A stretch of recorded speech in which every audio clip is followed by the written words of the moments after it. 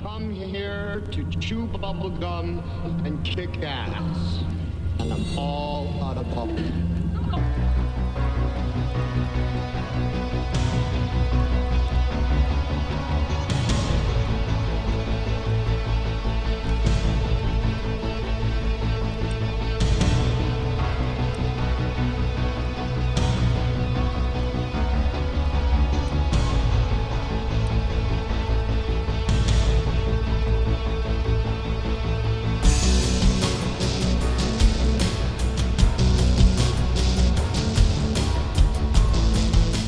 Ladies and gentlemen, boys and girls, children of all ages, welcome to the Bloviating Zeppelin's Berserk Bobcat Saloon radio show. You got a belly up to the bar? We've kept your seat and it's great to see you back. Flackbait is going to be your bartender tonight. He serves with the best of them. And the lava lamp is in fact lighted to my left, your right. The Ridley Scott commemorative lava lamp. Come on, little action there. Little action, come on, let's go. It's early in the show. Anyway, I make mention of that because of the fact that, well, we can't be seen on YouTube anymore. We can be seen on Facebook, however, so go to the SHR Media Facebook page. You can watch live right now. Do it quick like a bunny. Or you can go to the shrmedia.com page and you can listen. Both things, I should care to tell you, are priceless. Absolutely the priceless. Okay, all right. They're free. Free as a bird. You know what? We don't water our drinks, just like we don't water our conversation, politics, religion, crime, culture, economics, race, sex, science, law. We talk about it all here at the saloon. Nothing is sacred. The speech is free, but the booze is not. All we ask is that you flush the damn toilet, jiggle the handle, water bills, California, and make sure you tip your waitress. Correctamundo? Correctamundo. By the way, it's Thursday. It is February 15th, the day after Valentine's Day, which was yesterday, which was BZ's anniversary, as I said last night on the Sackheads radio show, minus Sackheads Clint. He'll be back sometime, we're just not exactly sure when. What I said was, BZ was crafty, because what he decided to do was get married on a day that he could remember. Well, what day can BZ remember? Well, I can remember Valentine's Day. So that's also Valentine's Day. And Mrs. BZ and I, that's our anniversary. And so it is our 7th year anniversary. Oh, no, God, what am I saying? We got married in 2007. It is our 11th year anniversary. Whew. Wow, didn't want to mess that up. Customarily, let me stop just for a second. Tonight, we have a special show just for you. Welcome to Dave Milner in chat. And about 8:15 left coast time, about 11:15 east coast time, and 10:15 Central, and 75:23 and 3,000.725 seconds in Bolivian time. The underground professor, Dr. Michael Jones, is going to be calling in, and I asked him to, because there are so many constitutional issues going on these days. And as we know, and if you don't, I'll inform you now, Dr. Jones is a constitutional scholar. He teaches it. So, Dave, it sees, are you on Facebook right now, Dave? If you're on Facebook, see, I didn't get it to run last Tuesday.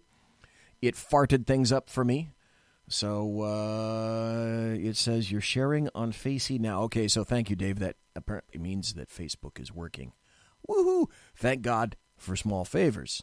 Anyway, Dr. Jones is going to be coming in at 15 minutes after the hour, and we're going to be talking about all things constitutional Tuesday night here on the Bloviating Zeppelin's Berserk Bobcat Saloon radio show. We spoke about DACA, and we spoke about a lot of the judges' rulings on DACA.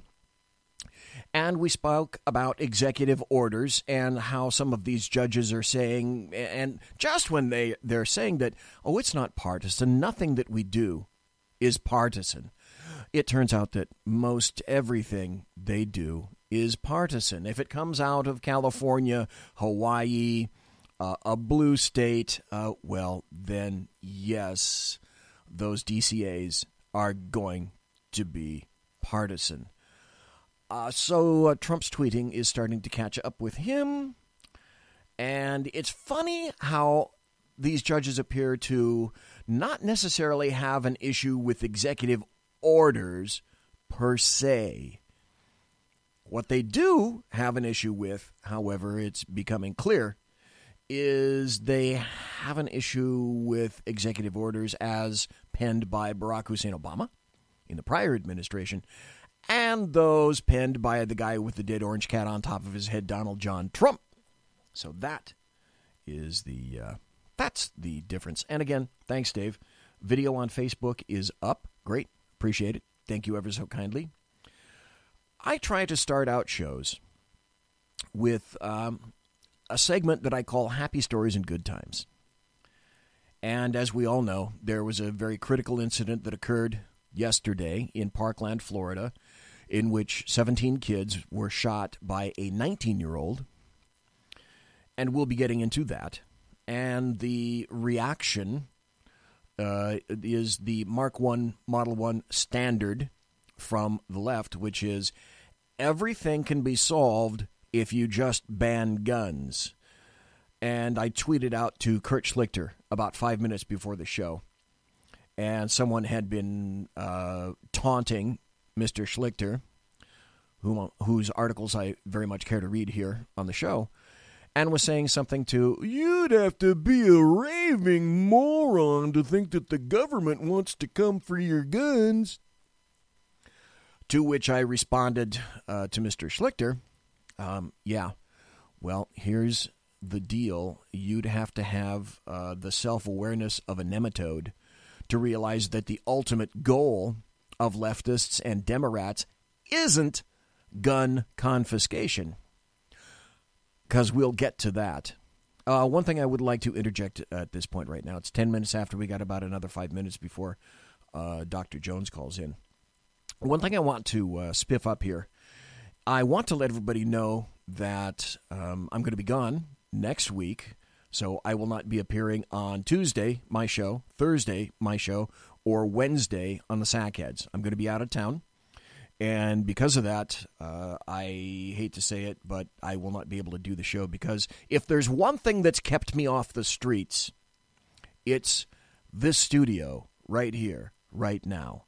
If BZ didn't have the ability to vent his spleen on the SHR Media Network, well, I'd be doing dope and selling heroin out at 5th and Q in downtown Sacramento, which is that way, by the way, which is not that terribly far from the locus of evil on the entire planet, the capital of the state of California, Sacramento, Fornicalia, and all the inhabitants within that building. Now, last Tuesday, this is interesting. Last Tuesday, I was talking to Dan Butcher.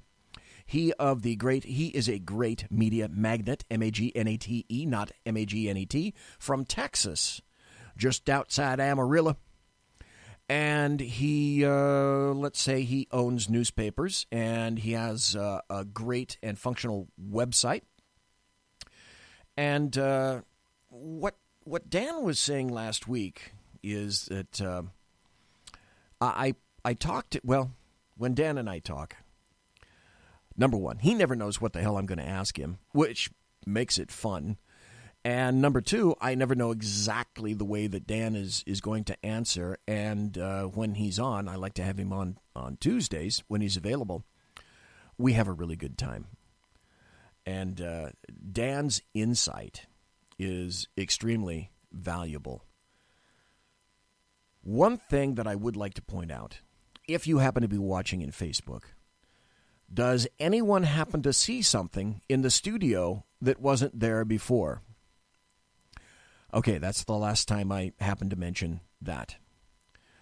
As I said, I customarily try to do good stories, happy stories. I start out, that's generally the first segment now that I try to do. I'm afraid that with the school shooting and all this stuff that's going on, I just don't have any good stories to tell tonight. And I'm kind of not exactly in that mood. I came across this story from Yahoo News.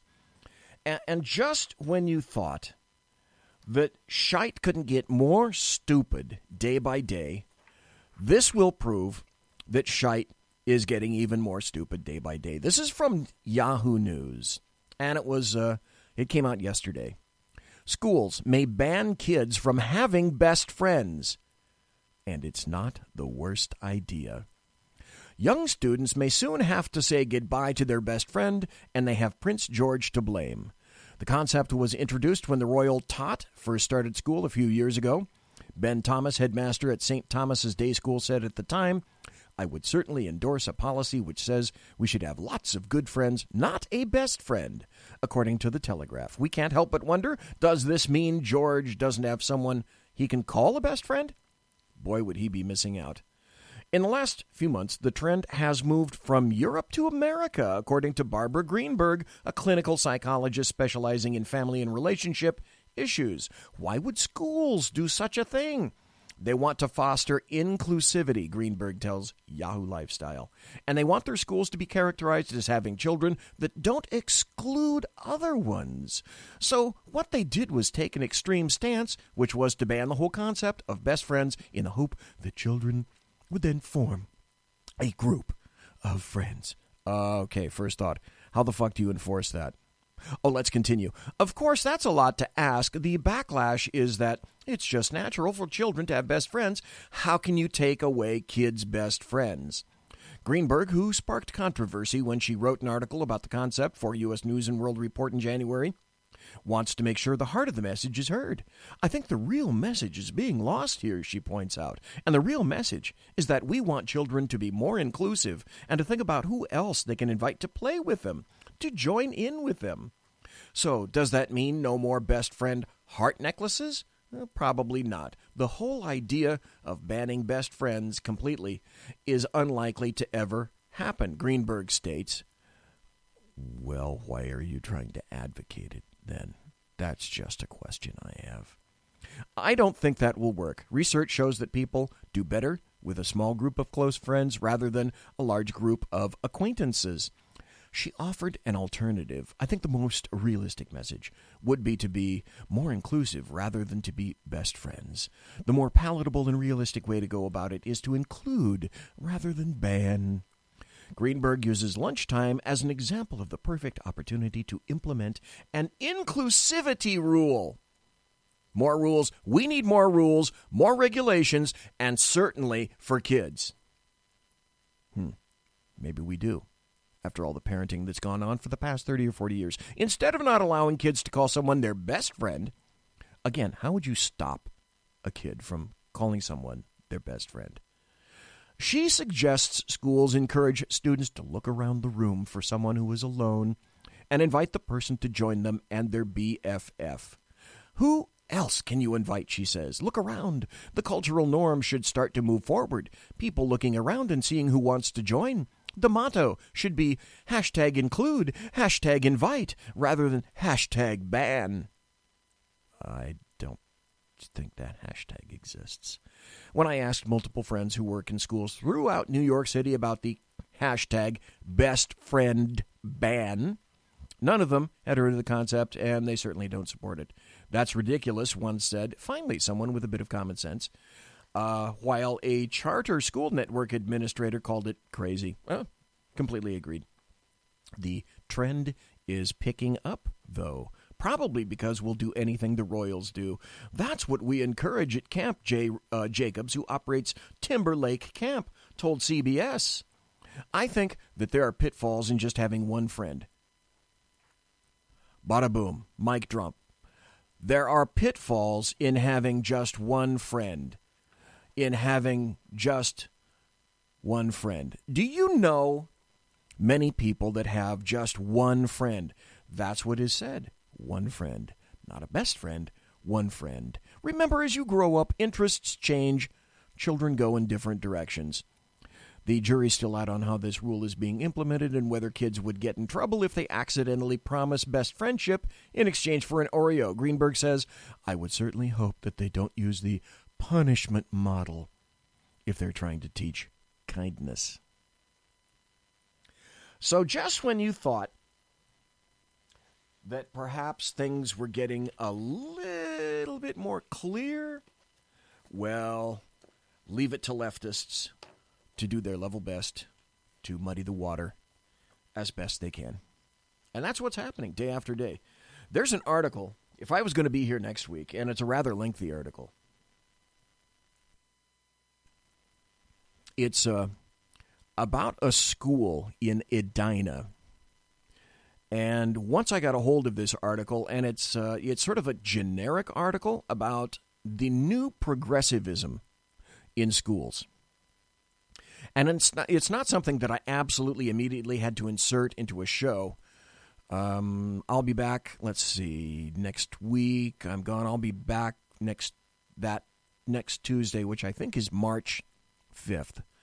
So perhaps March 5th, depending on what the hell has happened. And you know, anything and everything could change because it always does in a week.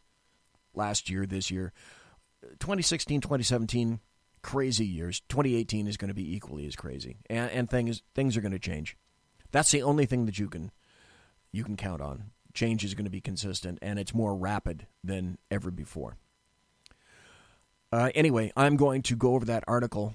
When I got through reading that as to how things really are, how they really operate, and it gives an excellent insight into the mindset of leftists and progressives, I was absolutely steaming because it borders on, well, hell. It's propaganda and it's mind-fucking children. This is the last thing that they need because kids can't be kids anymore. Dave Milner, who's in chat, certainly knows all about that because he grew up in an era that was a little bit after me. But I was so lucky to realize that I had the ability to actually be a when you could actually do that. Yesterday on Sackheads, we had plotted that we were going to do this, and then topics just took off. In the past 3 weeks, 5 police officers have been killed. I think there were 2 in Ohio that were killed. First 2 in Colorado Springs, and then recently, an Ohio man was charged this Monday with buying the handgun that was used to kill 2 police officers outside Columbus over this past weekend, federal authorities said. In a statement, the U.S. Attorney's Office for the Southern District of Ohio said that Gerald Lawson, 30, was arrested for acting as a straw partner for Quentin Smith, the man who allegedly opened fire on Westerville police officers Anthony Morelli and Eric Joring and killed them both. Smith, who's a convicted felon, was barred from buying or possessing a gun, so he gave Lawson the money to go get one, plus $100 for his trouble, the statement said. The statement describes the men as old friends. Smith, who was charged with aiding and abetting the possession of a firearm by a prohibited felon, faces 10 years in prison. His lawyer did not immediately respond to requests to comment. Morelli, who was 54 years old when he was shot, and Joring, 39, were shot to death while responding to a 911 hang-up call. Smith's wife had previously sought protection orders because he'd threatened to kill her, their daughter, and himself, police said. Smith was charged with 2 counts of aggravated murder, court records show. Stop. There were laws in place here in this instance, and I'm going to make a comparison in just a bit. But first, a little fundamental groundwork. Laws were in place already to make sure that bad guys didn't get access to guns. But here's a unique and conflicting thought. Bad guys are not as stupid as you think, and they will frequently attempt to outwit rules, regulations, and laws. Because if you look at their job descriptor, it's what they do. In law enforcement, we have what's called the 80-20 rule. And sometimes it's the 85-15 rule, kind of depending upon the state and the vicinity and where you live. And it goes something like this. 80% of the crime is committed by 20% of the criminals, meaning that 20% are repeat offenders continuously and are not stopping. And essentially, they won't stop. So, as we know in law enforcement, and it's been proven effective time after time after time, but leftists don't fucking get it. Remember the 3 strikes rule? 3 strikes was crafted in the state of California in order to ensure that bad guys, those bad guys, the 20%ers that are committing 80% of the crime, that we focus, like a laser beam, on these predators. And would it shock you to know that once the focus, at least in California, and then it spread all across the fruited plain, once the focus occurred in California, crime went down. Because we put bad guys in jail. And the bad guys that went to jail frequently, eventually went to prison. And they didn't get out. And they're the 20%ers that continue to perpetrate crimes against you, me, your family, your friends, your acquaintances, the people you work with. And then after a while, people, because everything is cyclical, people decided that they were going to, maybe we need to reflect. California is a really important state in terms of reflection. We need to reflect on crime.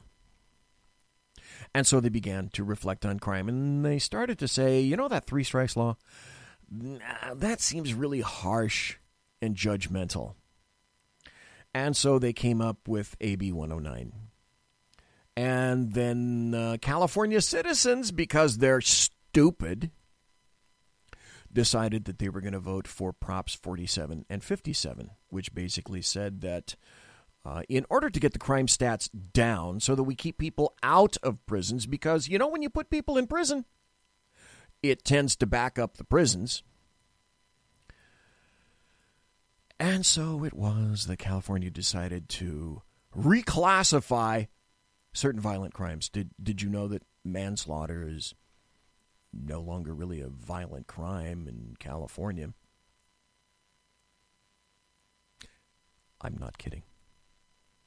And that in some cases, rape is not a violent crime in California. I'm not kidding. Because those were part and parcel of the propositions, because you didn't read the fine print. Denizens of the state of California. And this was thrust upon you because you don't care unless you happen to get thrown in jail yourself. And besides, TV's on and we have to watch House of Cards and we have to watch The Voice, because watching The Voice and anything having to do with Kim Kardashian and her large ass that's much more important than making sure that the fucktards 2 miles that way in the Bill Mill, in Sacramento, in the Capitol, don't screw you over. Because after all, more and more, that's their job. Bad guys, criminals, they have a job description. So do the people that are the politicians that work in the state capitol, they have jobs too. And we have a full-time legislature. Hey, we pay them 6 figures. They're in session all the damn time, except for a couple of vacations here and there. Texas, however, does not have a full-time legislature. They're in session for 5 months a year. So then, you can see what direction California is falling. Well, let's go back to this article involving the 2 cops that were shot, the 2 police officers that were shot in Ohio, shot and killed, who, despite having a ton of onerous firearms laws on the books, somehow both of these guys managed to put their thinking caps on and figure out how to get around the laws. And 2 police officers are dead. But wait, that can't be, BZ, because aren't we told by leftists day in and day out that laws will solve everything? They always solve everything. We need more gun laws. That's certainly. Oh, wait, the gun laws that were already in place because a felon cannot purchase a gun, a firearm in Ohio, well, that didn't work. So all this guy did was go, call up his friend, who apparently was not a convicted felon and could purchase a firearm, and the deal was on. Oh, and his buddy made $100 out of it, too. Oh, wait, that's against the law. He can't do that. And that guy can't possess a firearm. He could potentially go to jail. Pretty immaterial, I would guess, to the families of these 2 dead officers. So, note to leftists and progressives, more laws. They're not exactly working like you thought they would. Now we're going to make the connection. We have about 2 more minutes before the break. And that's this. I was going to go into a major focus on the shooting, the school shooting in Parkland, Florida, tonight. I was hoping that Dr. Michael Jones would call. My mind, and probably similar to yours, you've been doing a lot of thinking about how it is that we can solve this problem, because it is a problem.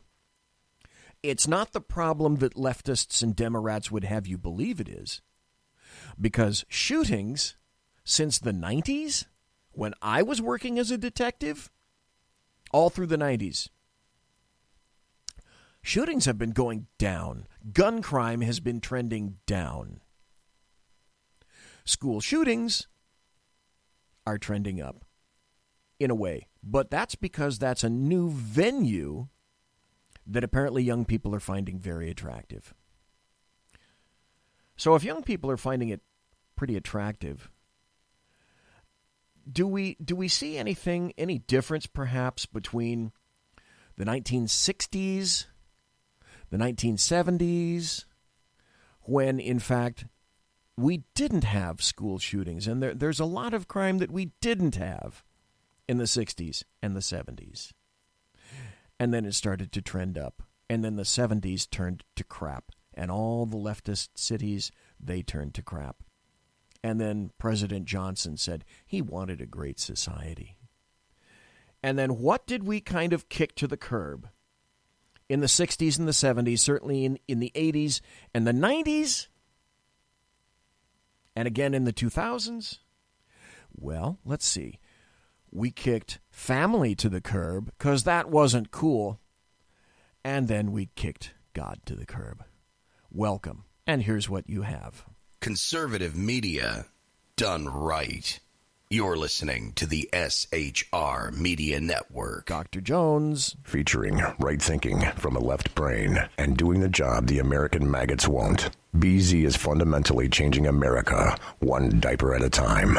Just when safety pin manufacturers are running out of metal for the diapers of the leftists, where the speech is free, but the drinks are not. The bloviating Zeppelin's Berserk Bobcat Saloon can be heard every Tuesday and Thursday night, commencing at 11 p.m. Eastern and 8 p.m. Pacific, where pushback is a requisite art form in and of itself. Let your ossicles be truly liberated when you listen to the bloviating Zeppelin's Berserk Bobcat Saloon, only on SHR Media Network. No ferrets were harmed in the making of this ad. When dirty politicians, shadow governments, and deceptive Islam blind the world with fake stream media smoke, their only fear is one man with a cane. I'm Dave Milner.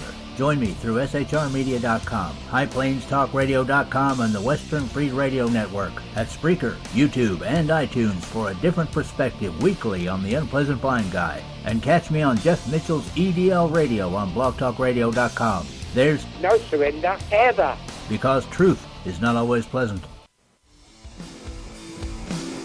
This is Sam on SHR Media. You can listen to my new show starting on Tuesdays in January. Get my perspective on national politics, a conservative's perspective on California politics, the latest in the war on terror, all of that and a lot more here on Tuesdays at SHR Media. And don't forget to follow me on Twitter at Sam_SHR Media.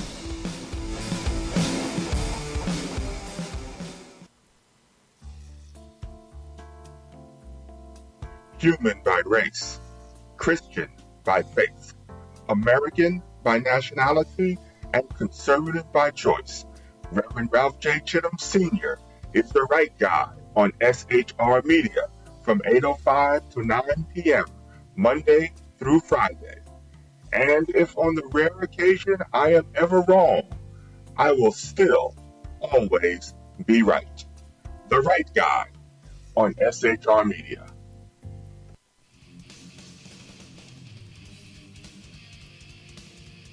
Beware, the Jersey Takeover is here. Every Monday through Friday, 9 p.m. to 11 p.m. Eastern Standard Time, you can catch Reaver Common Sense Show hosted by Jersey Joe, right here on SHRmedia.com. Only Jersey can deliver hell like no one else. So consider this your fair warning.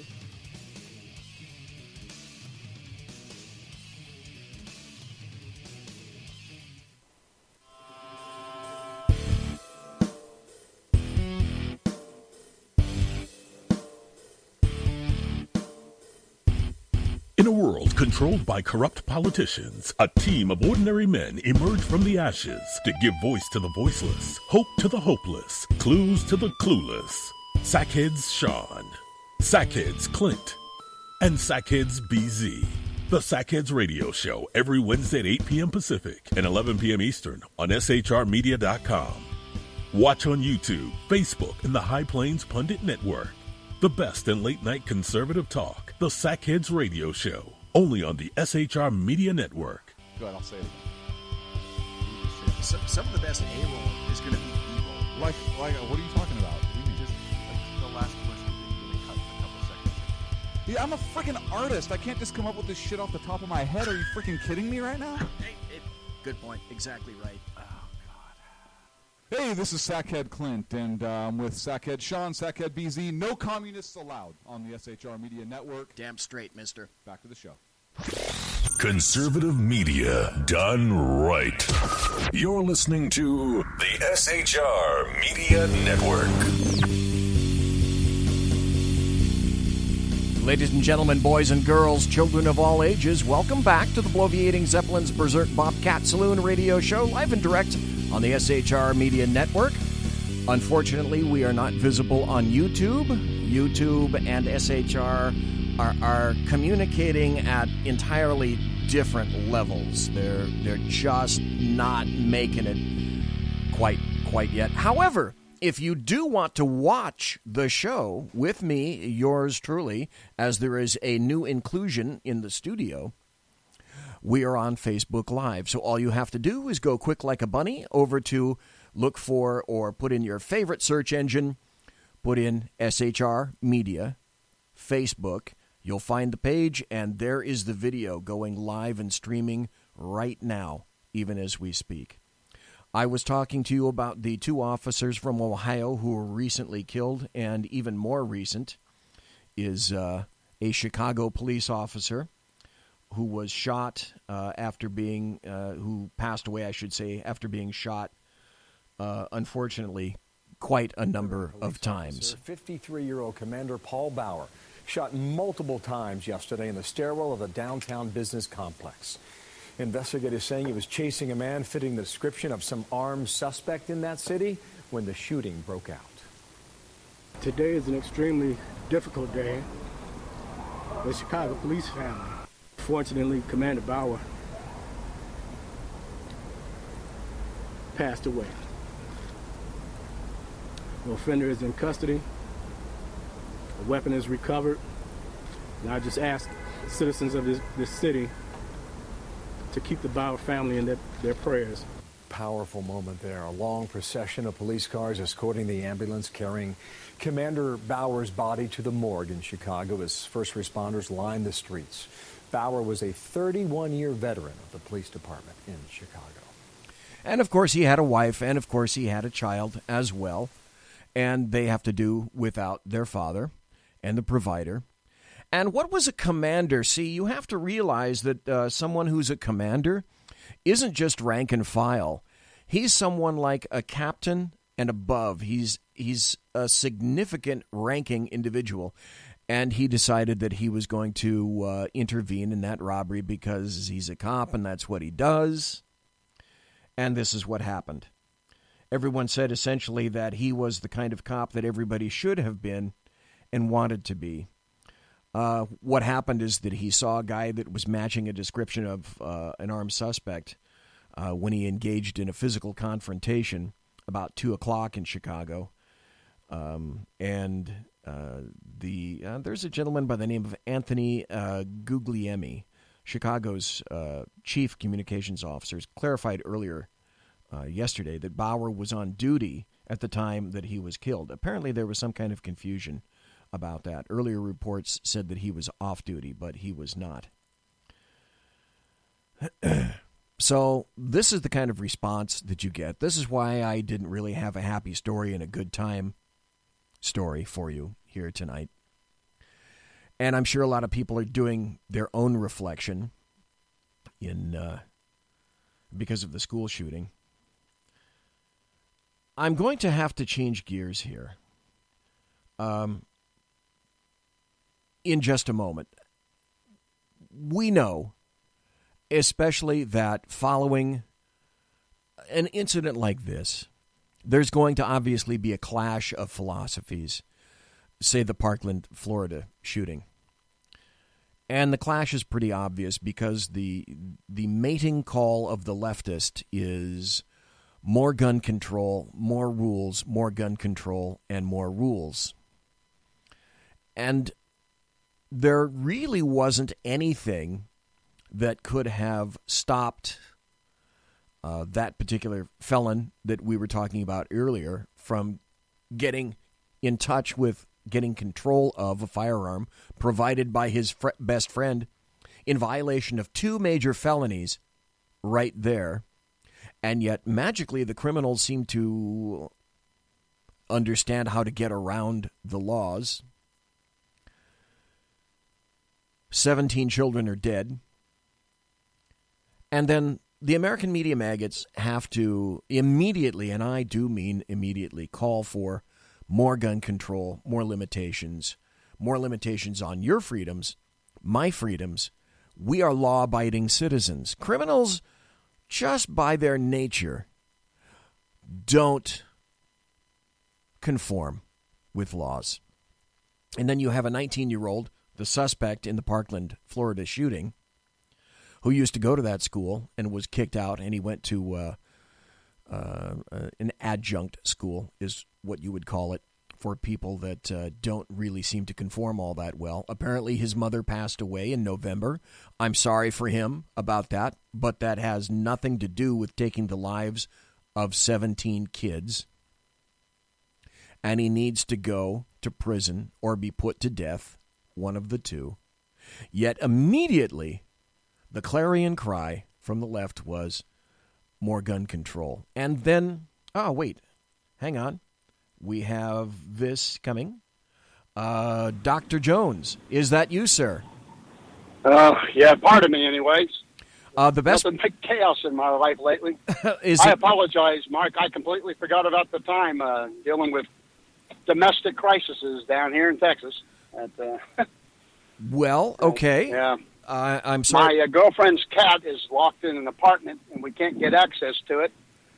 And we've been sitting there for 4 hours waiting for the guy to come to unlock it. And so this has been like causing World War III.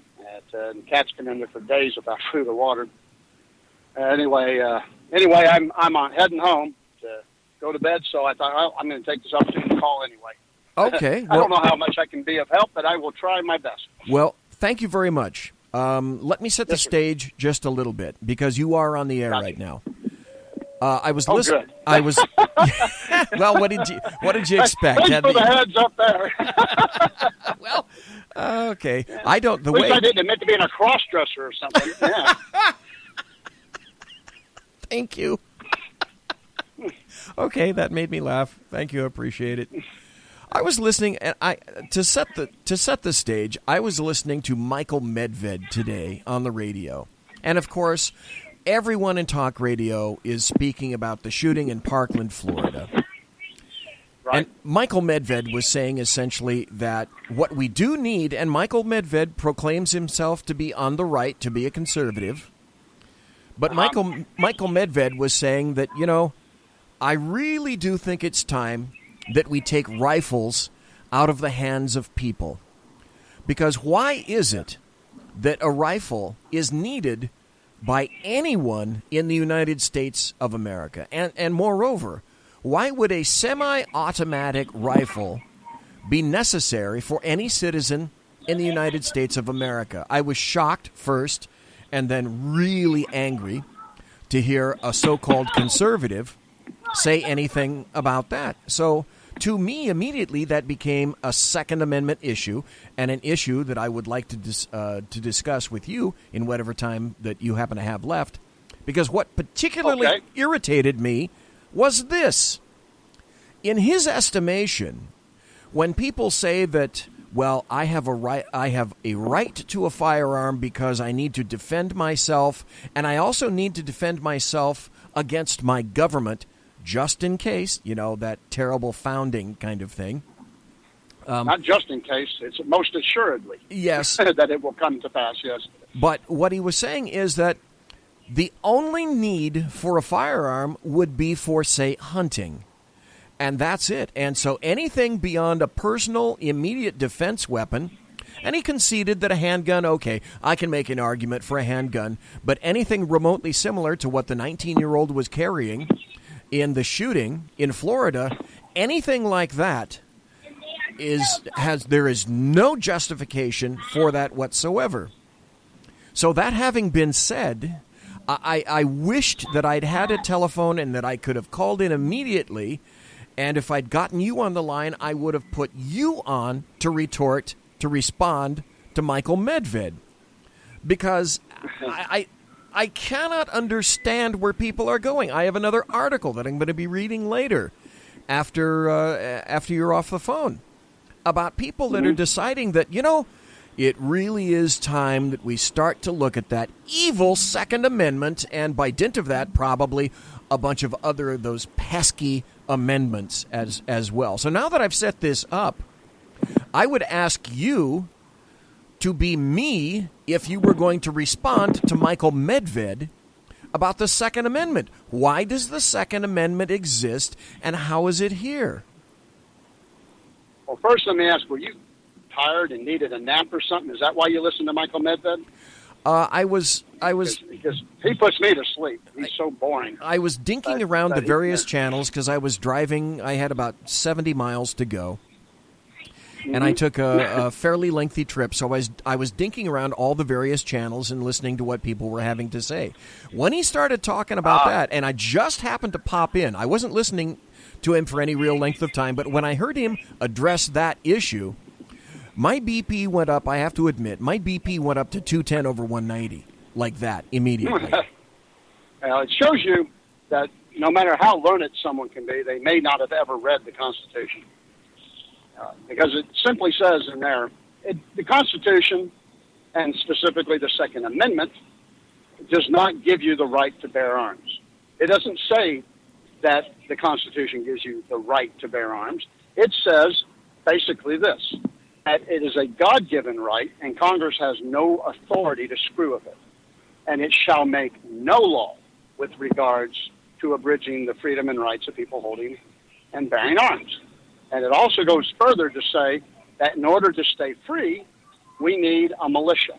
And in order to have a militia, they too need to be armed. And so, and well regulated, meaning they're, drilled in rules and outfitted and provided for. So you have clever people try to conflate the two and say that it's only for the militia, which, they fail to see the comma. Yes, and, that's exactly what he was saying. That's exactly what he was saying. He interpreted the militia to mean the military, and by dint of that, law enforcement by extension. And so only they should have access to weapons of this ilk, which is wrong. Well, it is, but I often ask these people this. What makes a cop better than me? I mean, why should a cop have more rights than me? Why should he be able to have a gun and not me? Because the cop's authority comes from me. The authority of the government and the central government comes from me. So I should be able to have every kind of weapon that my government can have. Now, there can be some arguments made that I should not have military hardware, like, say, a nuke. All right, weapons of mass destruction, I will concede that perhaps we do need to regulate those. But if I'm to defend myself against my own government, then I better have everything that I want and everything that could come up against me. So I should be able to have an M3 or something, grenade launchers or, belt-fed ammunition and whatnot. But let's go back and look at the Founding Fathers. When they came together to fight, they were pulling weapons out of their own yards. Things like cannons in people's front yards. And so this wasn't rare. Not everybody could afford it, to have a 6-pounder made out of brass in their front yard, but some people did.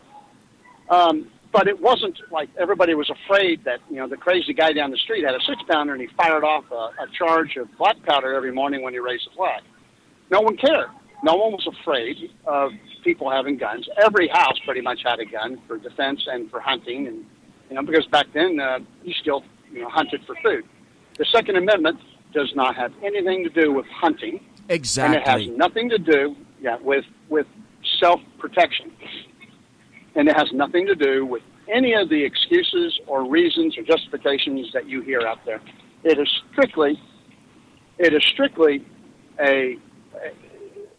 just that God gives us the right to defend ourselves. And so, you don't have a right to go and commit murder, but you have a right to kill to protect your own life. And, and this is established biblically, and Congress acknowledges that you have a right. Now, even if you want to take religion out of it, we all have to recognize that we all have survival instincts. And some of them stronger than others, but we all have a survival instinct. And why is that? Because we're trying to preserve our own lives. And so from that, you can draw the conclusion that if we have that instinct and it's inherent and natural, then we have a right to do it. And what we're saying to Congress is that this comes from God and you have no right to monkey with it, stay out of it, which, of course, then they've done everything but. The Supreme Court has even come out and said you can't, because Congress one time said, okay, well, we're going to ban ammunition. And the Supreme Court comes back and says, no, you can't ban ammunition because then that makes owning a gun useless. And you can't do that because you're then messing with the guns. So they're not allowed to attack it sideways or from down under or whatever. It is a blanket protection. They should not be able to make any laws. They shouldn't be able to make any laws, period. They're all unconstitutional. As I argued in Texas when they came up with the concealed carry license, I was glad they did it, but I also argued that it was unconstitutional, both with the Texas Constitution and the U.S. Constitution. The thing that I found particularly irritating about Michael Medved is a caller braced him on that issue and said, yes, militia. It doesn't just say it's just for the military. It's firearms for anyone that happens to fall, that happens to be an American. And in response to that, Michael Medved called him a liar. Well, and said, let's look past that, because this is an important fact that Michael Medved, and he can say that guy's a liar. I'm not necessarily sure that he is. And further went on to say that various court rulings had already ruled against anyone's ability to have weapons, and it's time to even make them tighter, and called that guy a liar. Well, let's say Michael Medved's right for the sake of argument that the militia is all the Second Amendment protects. Let's just concede that argument to Mike. What did the Founding Fathers think the militia consisted of? Do you know who they would think of? If I said, who's in the militia, what would a Founding Father tell me? An average citizen, a citizen of the United States. Okay. Let me give you a very specific definition. A male citizen between the ages of 13 and 60. That's it. That's the definition of the militia.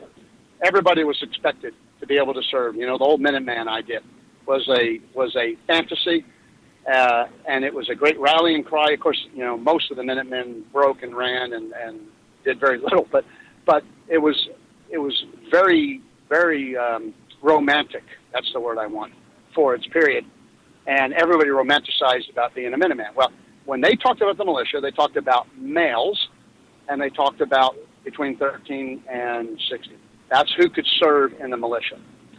So basically we're talking about now today with Supreme Court rulings and equal opportunities and all that other stuff. That must include women today. You can't exclude women from the right to bear arms. Correct. Or to serve in the military, right? They serve in the military, so we couldn't ban them from serving in the militia.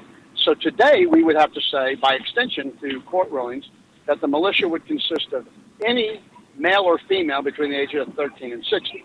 Now, having that we have laws, which I believe are unconstitutional, that you can't own a gun until you're 18, and you can't serve in the military until you're 18, I would be okay with the concept that now a militia would consist of males and females between 18 and 60. That is who would be in the militia today. And so you're talking virtually the United States. And so if we are saying that it is only for the militia, then or people who are potentially going to be in the militia, because all you need is 60 seconds to become one, right? To grab your paddle, your horn, and your musket and walk out the door. Yep. Then okay, if that's true, then I would say that what we're saying is that anybody has that this covers everybody, and so that I think that would take away the vast majority of their argument from being used against us by that. So if Michael Medved, if he was right, and he's not, but if he was, then who are we talking about? We're still talking about the vast majority of America.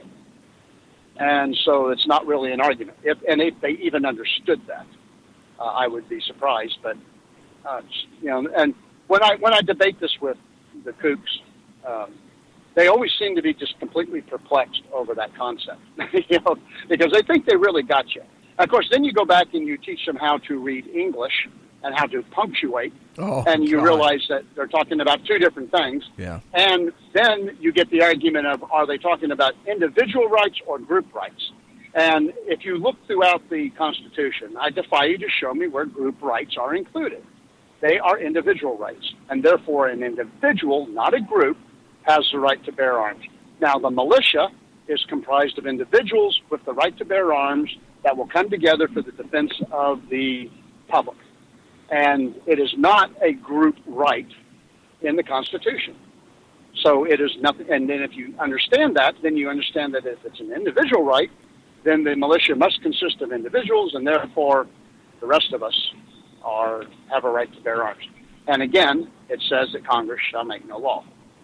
So I don't know why there's such a problem with this, but there still is, and I blame educators because they don't know better, and they go through and they teach this. And what we've got today is a new brand of conservatism amongst millennials because they've gone through all this brainwashing in the school system.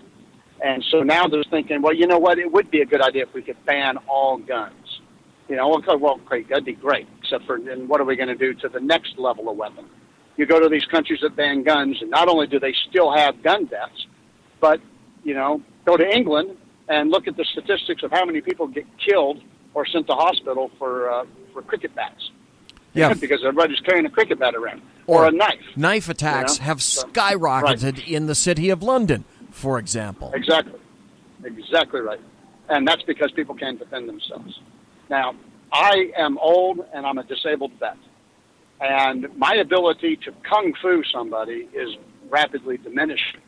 And so if I was to defend myself, I would need a leverage. And Colt did that. Colt said that he created a weapon that could be mass-produced that would make everybody even. And so, basically that's basically true. Because with my pistol, I can defend myself.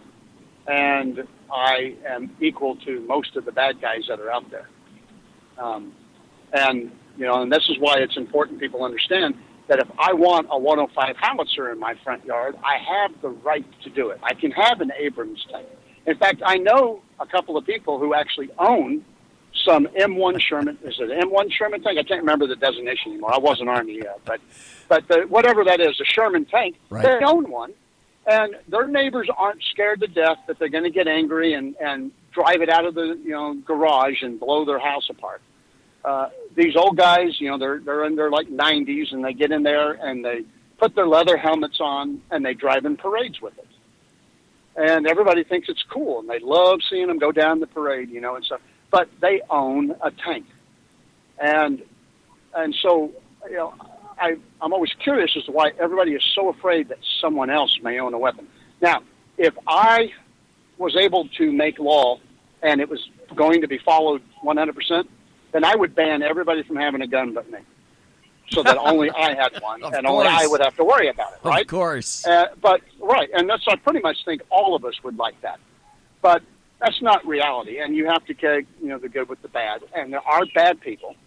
And the answer is not banning guns because there's way too many of them, and it's not constitutional, and it's not biblical. It is just wrong. But more importantly, every time you watch on the news that a bad guy has a gun, the solution is always the same solution. It's not talking, it's not negotiating, it's not giving in to demands. It is one thing only. Good guys with guns come in. That's it finish exactly. The situation. That's it exactly. Right. All right, and Dr. that doesn't Jones. always have to be cops. Yes, Dr. Jones, I thank you for your time. I know you got to go. It's the top of the hour. I thank you for donating your time. My apologies for being late on this. Not to worry. I'll try and be better next Thursday. Not to worry. It makes my blood boil. But thank you for that. And you were absolutely the first person that I thought of. I thought, I wish I had Dr. Jones in my pocket, and I could just pull him out, put him on the phone, and tell Michael Medved that he really is a terrible tard. All right, thank you ever so kindly, sir. I don't get why people call themselves conservatives, but when you have Rush Limbaugh and Chris Christie all calling themselves conservatives, you can have a Michael Medved. And there we do. We have a Michael Medved. Yep. Well, thank you, sir. Thank you for your time, and I hope everything works out for you.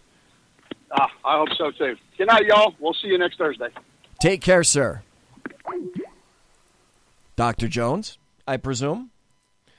Again, if only I had my pocket Dr. Jones, if my pocket constitutional scholar, what a great thing that would be. When we come back, I have an article that I'm going to read to you. It's by Andrew McCarthy, and it explains almost everything that I wish I could explain in great detail in terms of how and why and where we got to our current position where there's currently a soft coup against American citizens. You're listening to the SHR Media Network. Good evening. Broadcasting behind enemy lines in occupied California, the bloviating Zeppelin's Berserk Bobcat Saloon radio show is featured on the SHR Media Network every Tuesday and Thursday night for 2 hours at 11 p.m. Eastern and 8 p.m. Pacific. Whilst manufacturers are running out of metal for the diapers of the leftists, BZ continues to radically change the world of leftists, one diaper at a time. Stop balancing your checkbooks. Stop cleaning your fish tanks. The bloviating Zeppelin's Berserk Bobcat Saloon radio show is your magnet for truth, justice, obesity, a darkened studio, and late-night freedom. No United States of America freedoms were abridged in the making of this ad. Human by race, Christian by faith, American by nationality, and conservative by choice. Reverend Ralph J. Chittum Sr. is the right guy on SHR Media from 8:05 to 9 p.m., Monday through Friday. And if on the rare occasion I am ever wrong, I will still always be right. The right guy on SHR Media.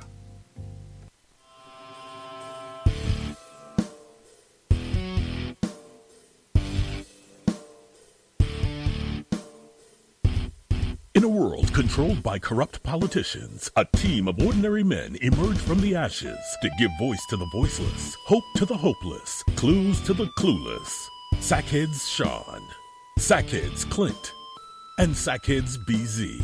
The Sackheads Radio Show every Wednesday at 8 p.m. Pacific and 11 p.m. Eastern on SHRmedia.com. Watch on YouTube, Facebook, and the High Plains Pundit Network. The best in late-night conservative talk, the Sackheads Radio Show, only on the SHR Media Network. Go ahead, I'll say it. Some of the best A-roll is going to be evil. Like, what are you talking about? Just the last question we cut a couple seconds. Yeah, I'm a freaking artist. I can't just come up with this shit off the top of my head. Are you freaking kidding me right now? Good point. Exactly right. Oh, God. Hey, this is Michael Wright. And I'm Shannon Wright. Join us for The Right Way with Shannon and Mike, Monday through Thursday from 7 to 9 a.m. right here on SHR Media. Why are they joining us? For fun things like sports, politics. Oh, maybe some news and entertainment? And all kinds of other things. Money and recipes and events, all kinds of stuff. Yeah, so join us Monday through Thursday, 7 to 9 a.m. here on SHRmedia.com. When dirty politicians, shadow governments, and deceptive Islam blind the world with fake stream media smoke, their only fear is one man with a cane. I'm Dave Milner. Join me through SHRmedia.com, HighPlainsTalkRadio.com, and the Western Free Radio Network at Spreaker, YouTube, and iTunes for a different perspective weekly on the Unpleasant Blind Guy. And catch me on Jeff Mitchell's EDL Radio on BlogTalkRadio.com. There's no surrender ever, because truth is not always pleasant. This is Sam on SHR Media. You can listen to my new show starting on Tuesdays in January. Get my perspective on national politics, a conservative's perspective on California politics, the latest in the war on terror, all of that and a lot more here on Tuesdays at SHR Media. And don't forget to follow me on Twitter at Sam_SHR Media.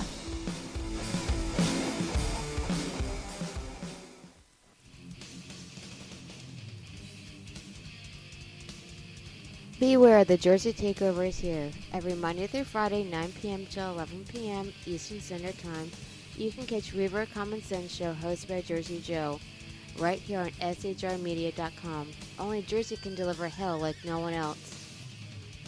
So consider this your fair warning. Hey, this is Sackhead Clint, and I'm with Sackhead Sean, Sackhead BZ. No communists allowed on the SHR Media Network. Damn straight, mister. Back to the show. Conservative media done right. You're listening to the SHR Media Network. Ladies and gentlemen, boys and girls, you are, in fact, listening to the Borbiating Zeppelin's Berserk Bobcat Saloon radio show. Live and direct here from the sumptuous and palatial SHR Media Studios, 2 miles from the locus of evil. The closer you get to the state capital in Fornicalia, the more it just reeks. It's odoriferous, and the smell of sulfur is everywhere.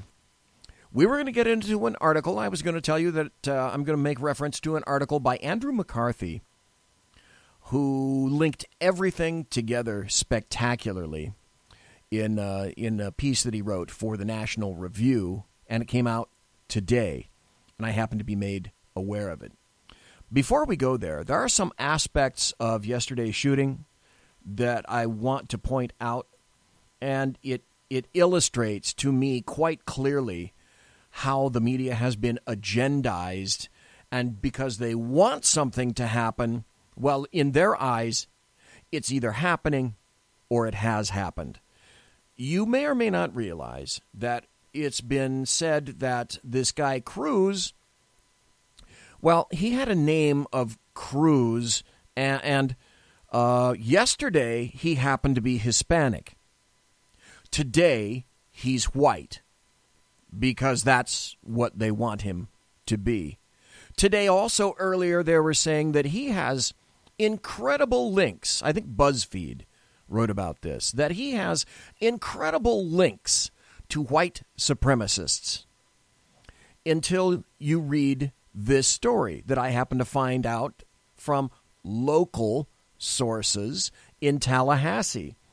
And so what everybody should be looking for is someone who knows what they're talking about in some form of authority, one way or another, to make a cogent statement, conflicting as it may or may not be with what the American media maggots are saying. And now we're finding that, there is a new side to the story. This is from the Tallahassee Democrat.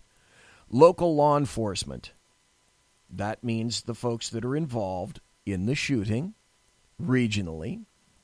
Local law enforcement, no ties between militia and Florida high school shooter. Well, that can't be, because now that's just cracked their meme. Local law enforcement sources have not found a connection between accused Parkland school shooter Nicholas Cruz and a Tallahassee-based paramilitary group. Leon County law enforcement sources told the Tallahassee Democrat, it's a newspaper, not a party, that they could not find the information linking Cruz, 19, to the Republic of Florida militia, as claimed by the group's self-proclaimed leader, Jordan Jereb. That's exactly what they were saying. They were using him for a pull quote, that this guy is a white nationalist and a racist. And that's the reason, you see. Evil white people killing kids, because that's the meme that they want. His comments to the Anti-Defamation League and the Associated Press set off a media firestorm Thursday at about midday that Cruz was connected to the alt-right white nationalist group. Hours after news outlets around the nation reported Cruz's alleged ties, Leon County Sheriff's Office spokesman Lieutenant Grady Jordan told the Tallahassee Democrat investigative work did not yield any connections. And it would seem to me that perhaps they'd be the people we'd really want to check with instead of something like BuzzFeed. We're still doing some work, but we have no known ties between the ROF, Jordan Jereb, or the Broward shooter, Jordan said.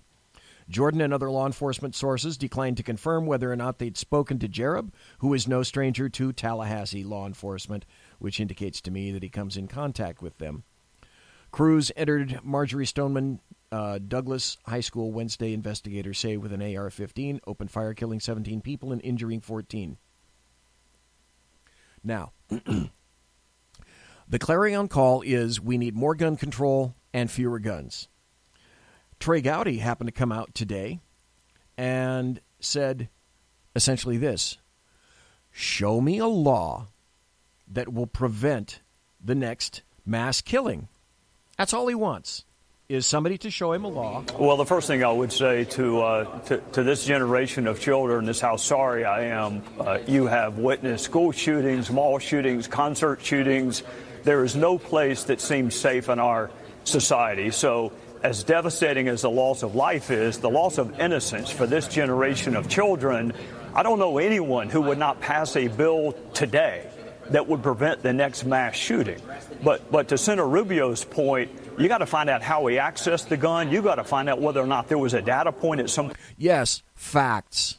So let's just create memes before we have all the facts in, because that's what leftists and the Democrats and the American media maggots do. Point in his background where someone could have reported it, whether or not he accessed the gun legally or illegally. Usually at about this time, Bill, we hear about the gun show loophole. Fine, close the gun show loophole, but how many mass killings have resulted from guns purchased at gun shows? So my criticism of the Obama administration was we had an 8-year decline in gun prosecutions. My objective is to stop right there. You may or may not know it, but that's the exact thing that's going on in Chicago. When Chicago beats its collective political breast and says, oh, woe is us, way too many black people are being killed by black people, parenthesis. How is it that these people are emboldened to keep killing? Wait, I'll raise my hand. I know the answer. There are very few gun prosecutions in that county, and bad guys know it. Prosecute the person before he takes a life. Enforce these laws for which the Obama administration said there was no jury appeal. I get it. I used to prosecute them. There's no jury appeal in prosecuting a prohibited person. There is jury appeal in a murder case, but our goal should be to avoid the murder. So if you can show me a law that will prevent the next mass killing, go ahead and sign me up for it. And I think people listening at home would say, okay, sir, then once the facts emerge, the topic itself is forgotten and we move on to the next thing, or the next battle or debate, or, again, pick whatever topic you want to on the Hill. But there doesn't seem to be movement toward protecting America's kids. Movement. Stop. That's babble. That's pablum coming out of that guy's mouth. He's some guy on Fox. I've seen him before, and I don't even know his damn name, and I don't care to now, since he's spewing pablum. What law? Things we must do. What law? As far as I know, there is not one law that would have prevented the loss of life that we've found violated by this kid.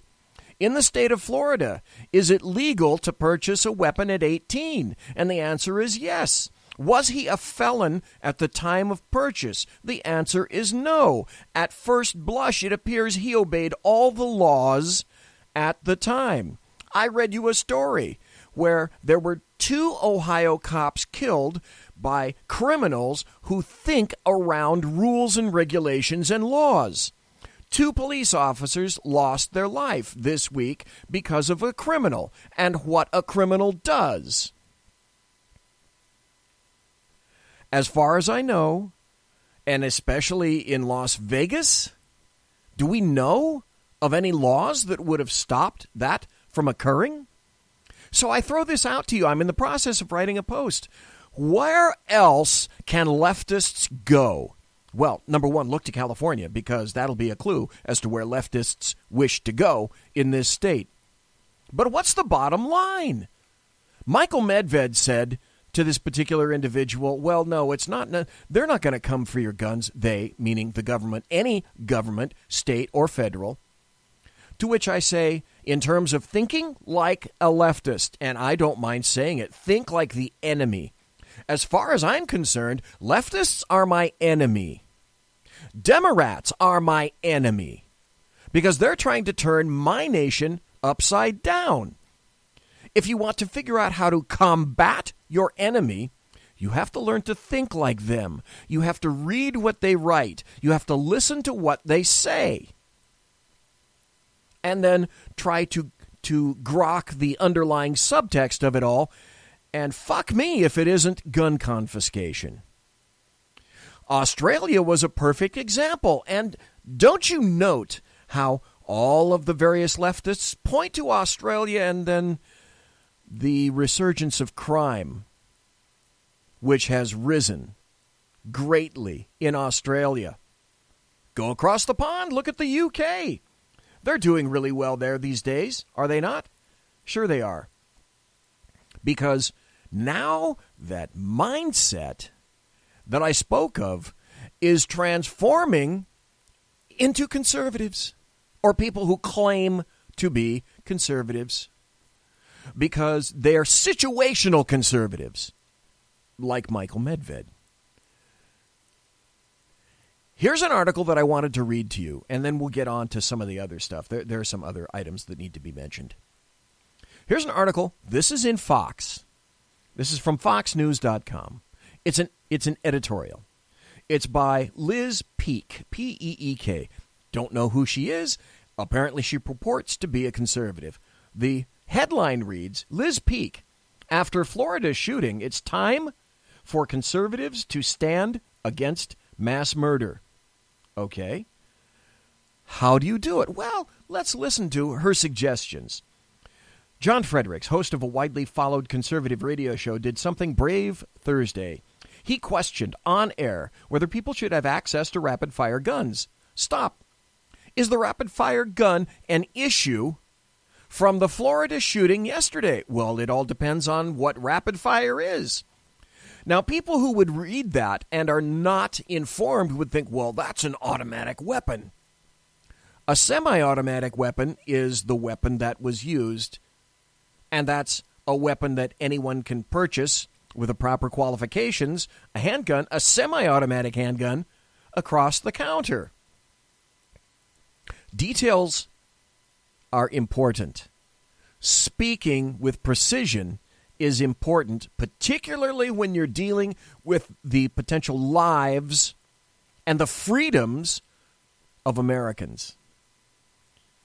Fredericks acknowledged that his call for increased regulation was bound to anger many of his listeners. He described himself as a staunch supporter of the Second Amendment to the Constitution.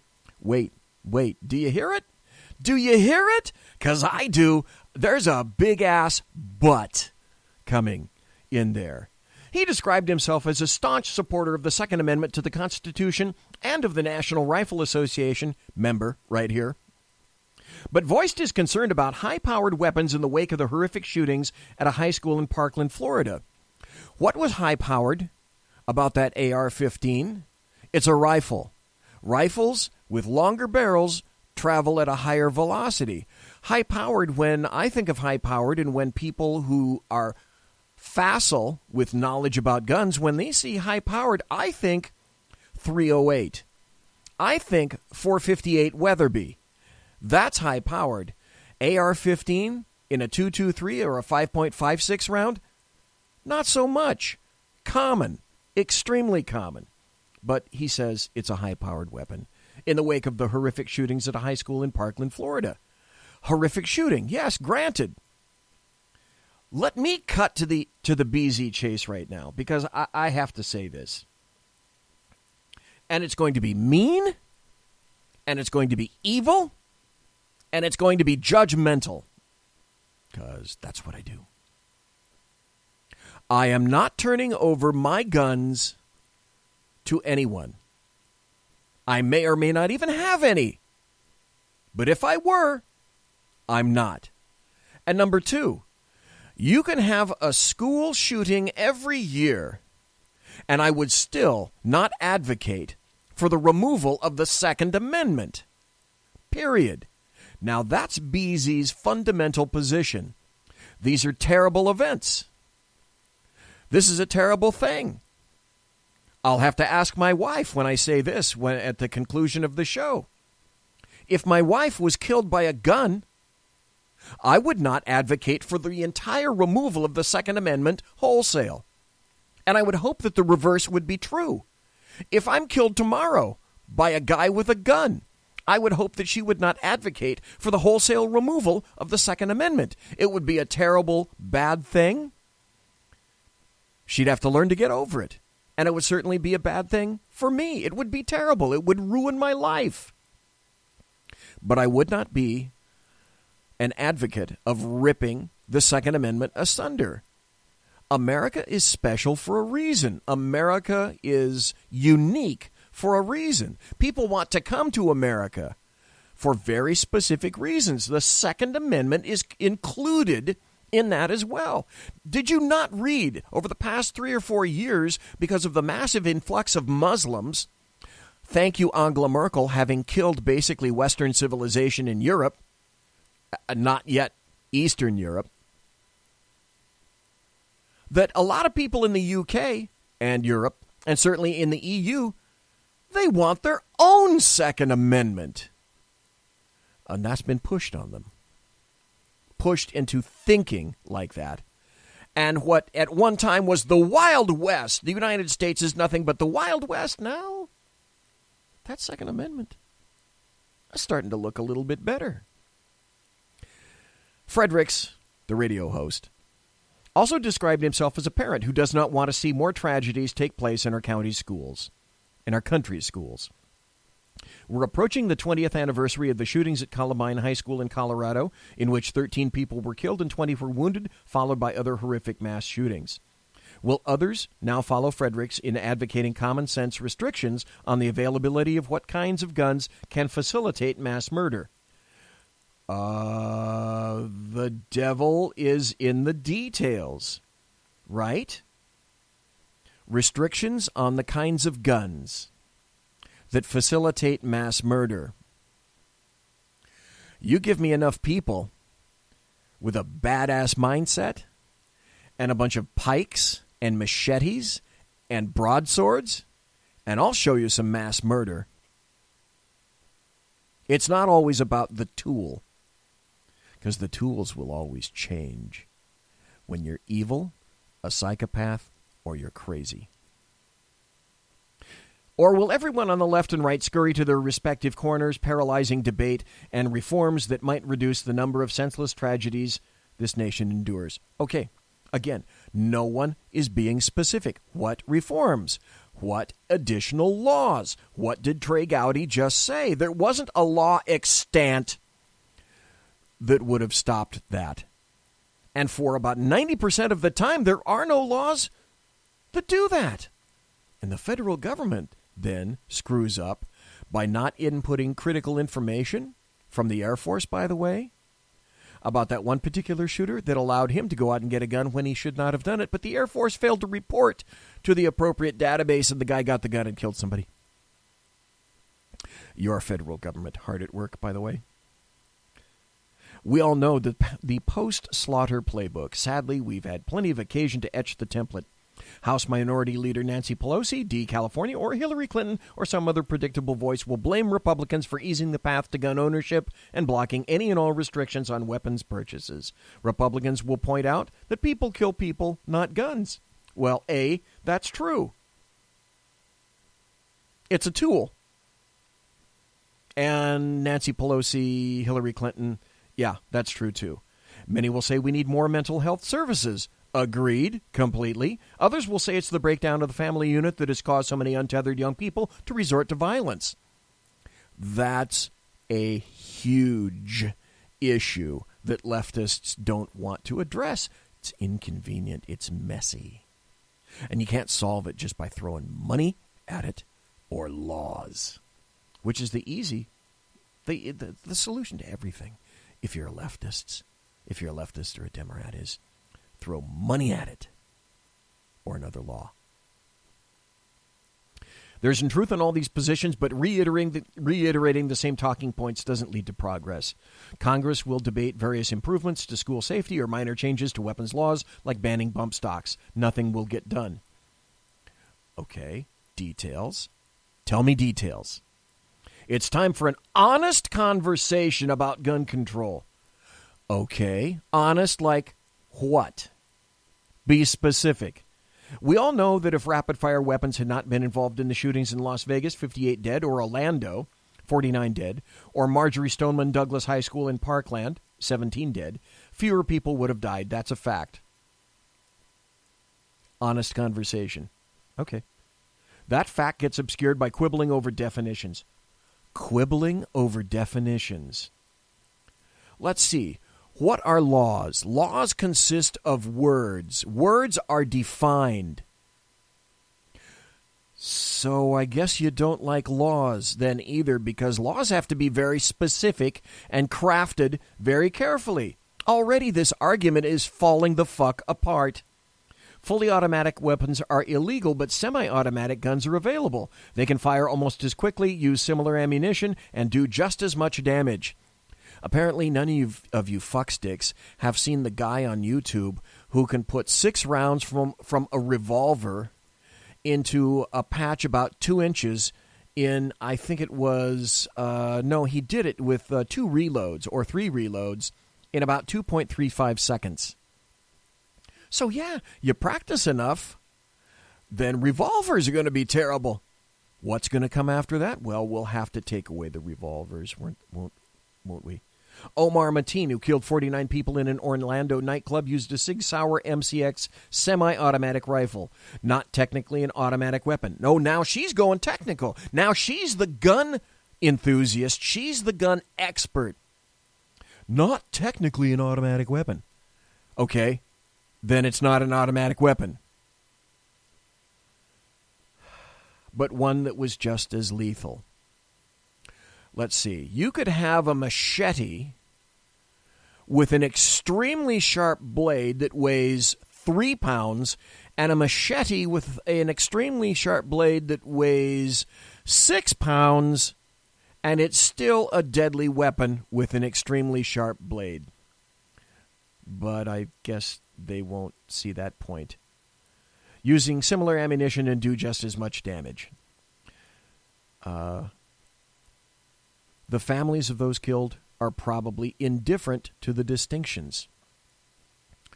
Then I have to say this. The families of those killed are probably indifferent to freedom. Freedom and security is always on a scales, and we always attempt to try to find a balance. But when you think with your emotions and not logically, and you completely eschew history, then you get emo reactions like what I'm reading to you from, allegedly, a conservative.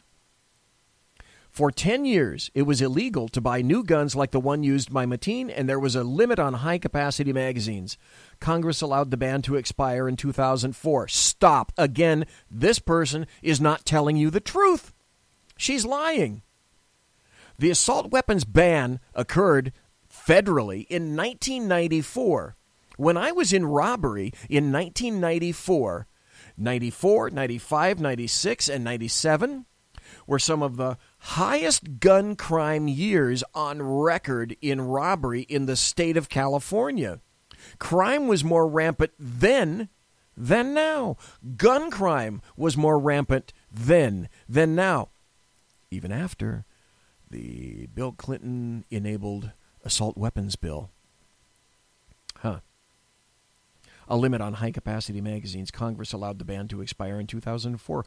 Furious lobbying by the NRA has prohibited a renewal of the ban. Today, Americans can buy semi-automatic weapons that are described by numerous law enforcement agencies as assault weapons. That evil phrase, assault weapons. They're rifles. Period. One argument against restricting such sales stems from concerns that prohibiting any type of weapon is a violation of the Second Amendment. But that's patently false. And what she just said, it was patently false if you were just listening to what Professor Jones was saying. Machine gun sales are illegal, so the precedent exists for restrictions. Constitutionally, you've already heard that argument being made. And how many people actually want machine guns? Really, not that many.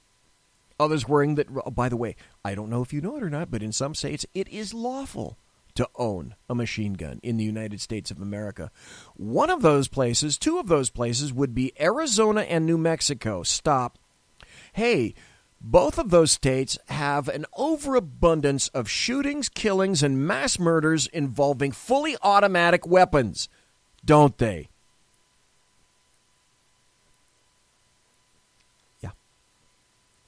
Others worry that restricting ownership for some types of guns is a slippery slope. It is. They say further limitations will follow, which is why gun sales typically surge after a mass shooting. And they do. We're going to have to go to a break, but I'm going to leave you with a question before we do go to that break. And that's this. Who was the largest seller of guns in the entire United States for the past 8 years? Anybody know the answer? I bet you do. Conservative media done right. You're listening to the SHR Media Network. Hey, it's Sean from the Sackheads Radio Show. Also one of the owners here at the SHR Media Network. Are you opinionated? Have you ever wanted to do your own show? Have you ever heard somebody like the Sackheads and go, yeah, I could probably do that better? Well, now's your chance.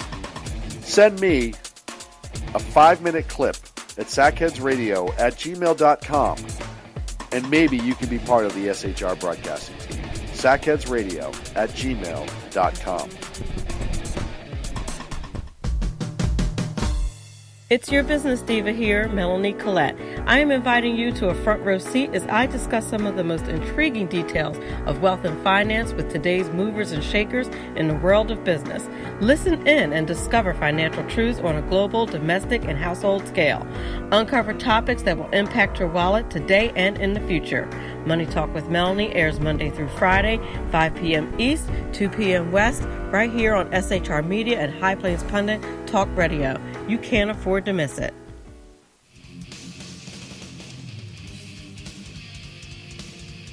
Beware, the Jersey Takeover is here. Every Monday through Friday, 9 p.m. till 11 p.m. Eastern Standard Time, you can catch Reaver Common Sense Show hosted by Jersey Joe, right here on SHRmedia.com. Only Jersey can deliver hell like no one else. So consider this your fair warning.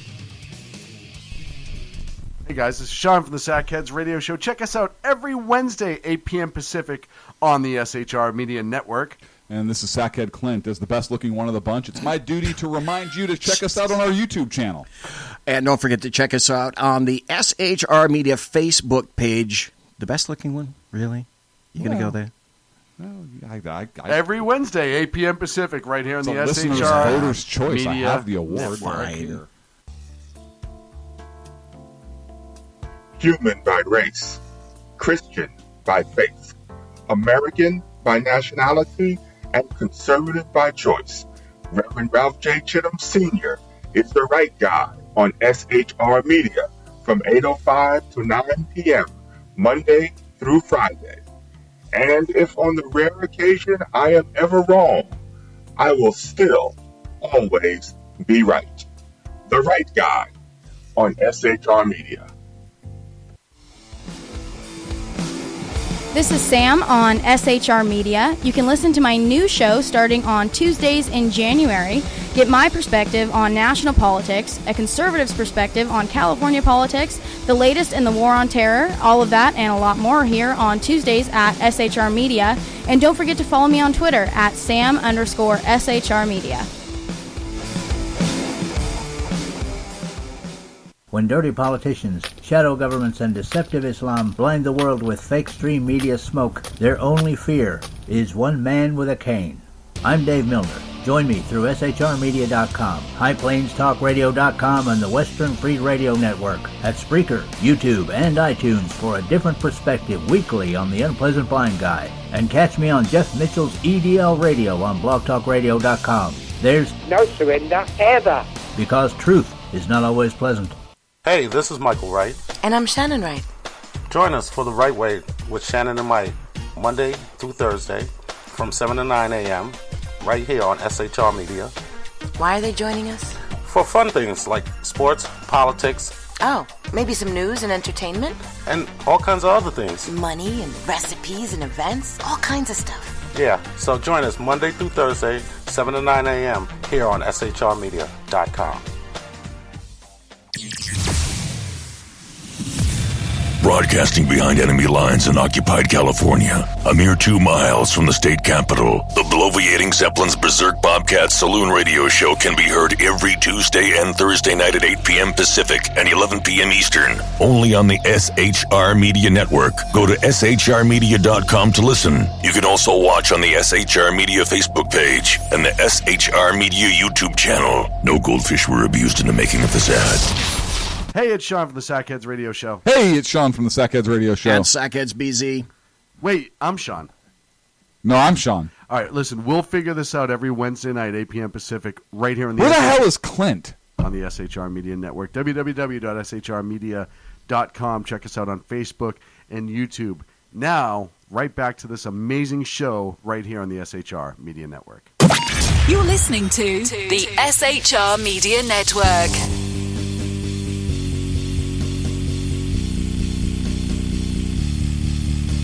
It's the last segment. Crazy show. Strange show, I have to admit. And I'm still not in the swing of things. It's just been kind of a bummer of a week, and I'll be the first to admit it. So it is the last segment. We spoke to Dr. Jones, who is a constitutional scholar. And I was reading you an article by someone named Liz Peek, who is a conservative, who says basically it's time to outlaw semi-automatic weapons of all stripe. And she says that's no excuse to allow easy access to weapons that have no conceivable role in everyday life and that facilitate wanton bloodbaths. Hold that thought. Hunters, or those who enjoy shooting clay pigeons, don't use semi-automatic weapons. Bullshit. I guess she's never heard of shotguns. You don't shoot a clay pigeon with a Tue Thu 3. You use shotguns. I guess there's no such thing as a semi-automatic shotgun then, is there? Right? And hunters never use semi-automatic weapons. Ever.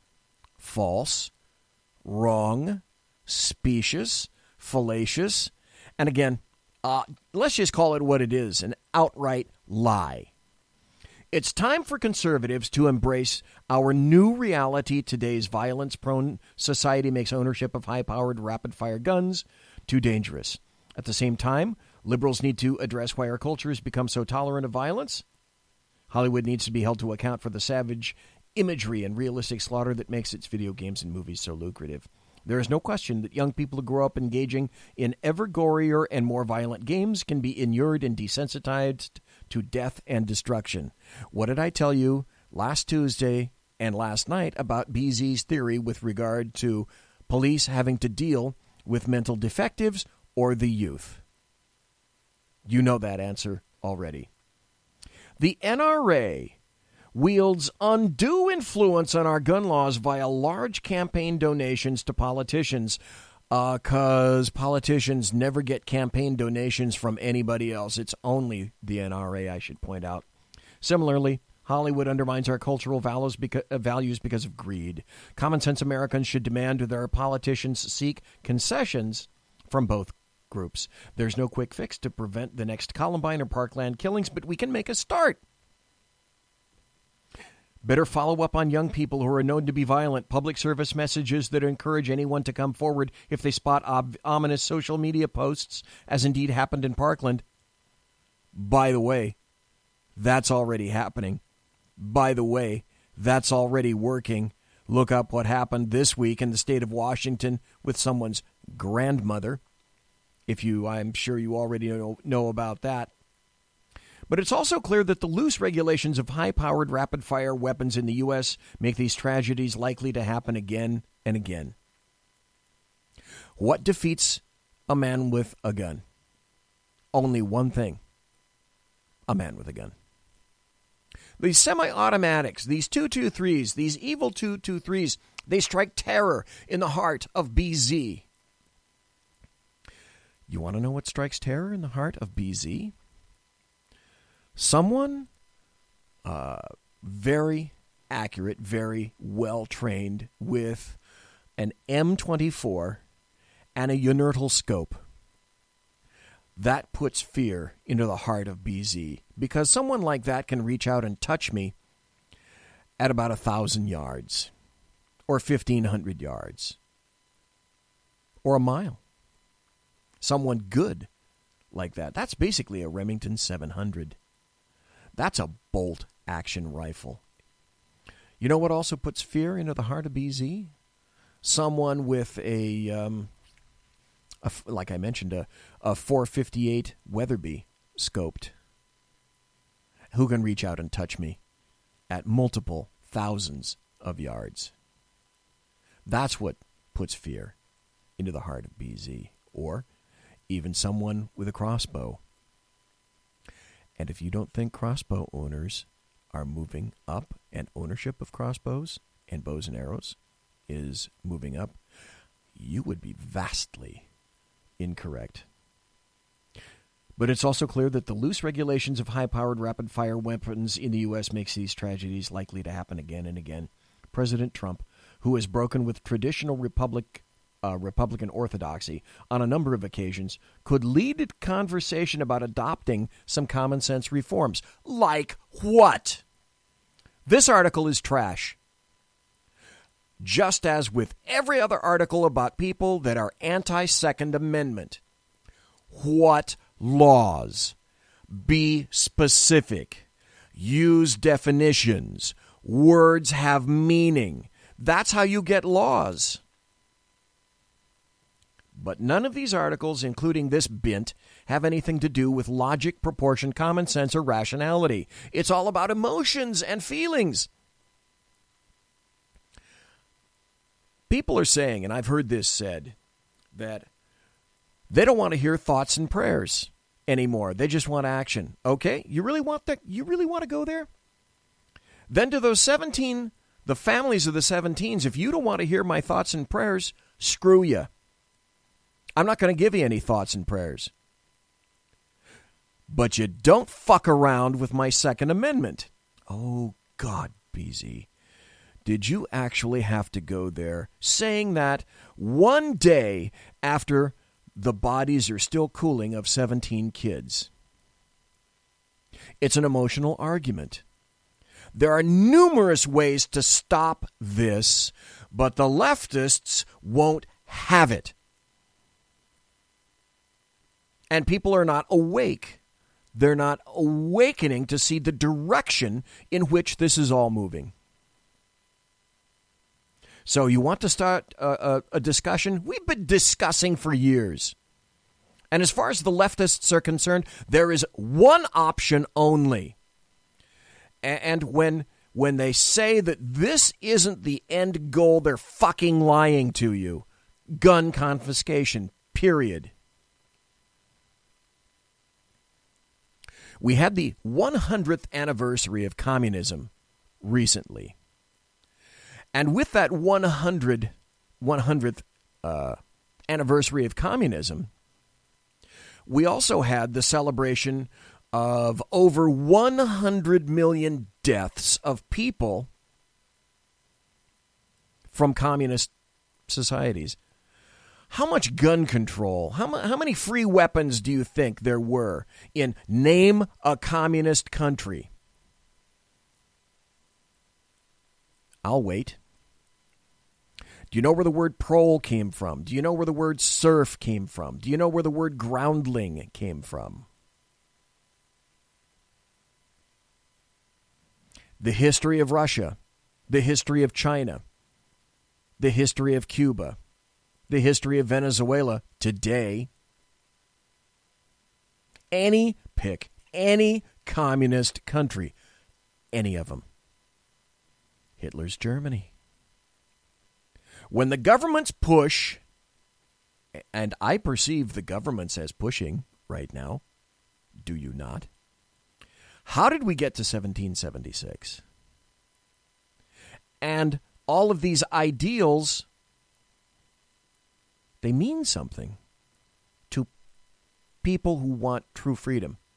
It's that damnable scales again. Security and freedom. And you can keep it balanced. Is if you want to be open-minded, let's think about being practical. There are all sorts of things that I could suggest to that, but I've only got 15 minutes left. But I had to read this to you to show you that the only discussion, let me just cut to the chase, the only discussion that people like Peake or Michael Medved or any others, the only discussion they want to have is their own private discussion about how things are going to be in their world, and you can go straight to hell. It's their way or the highway. Here's an article. We're going to shift gears now because I'm like a terrier. I'm like a bad terrier on the dossier and the memo and the soft coup on America, because that's exactly what it is. You want to know why I don't trust my government? All of this shit that's been going on. Hey, perfect time to disarm us, though, right? Because if nobody objects to this and nobody goes to jail or prison behind any of this, what kind of country do we have? It's a republic, if we can keep it. By Andrew McCarthy, National Review. Today, what did Comey tell President Trump about the Steele dossier? I get it.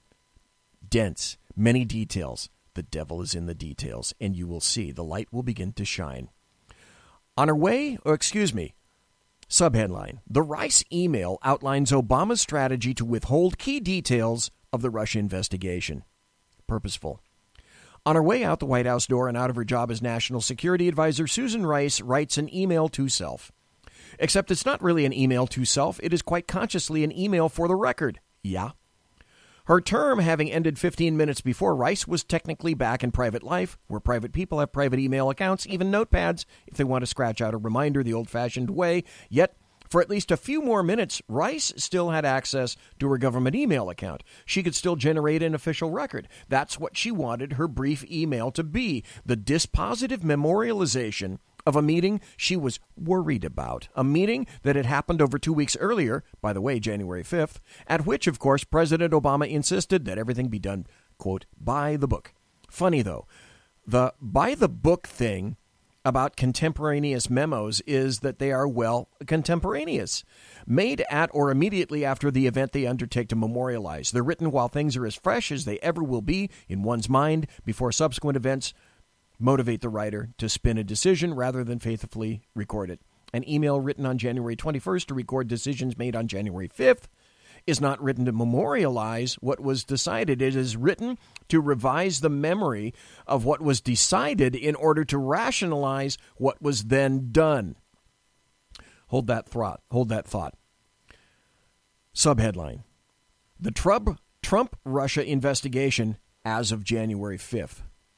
January 5th was the day President Obama was presented with the ballyhooed report he'd ordered to be rushed to completion by multiple intelligence agencies before his administration ended. It's called Assessing Russian Activities and Intentions in Recent U.S. Elections.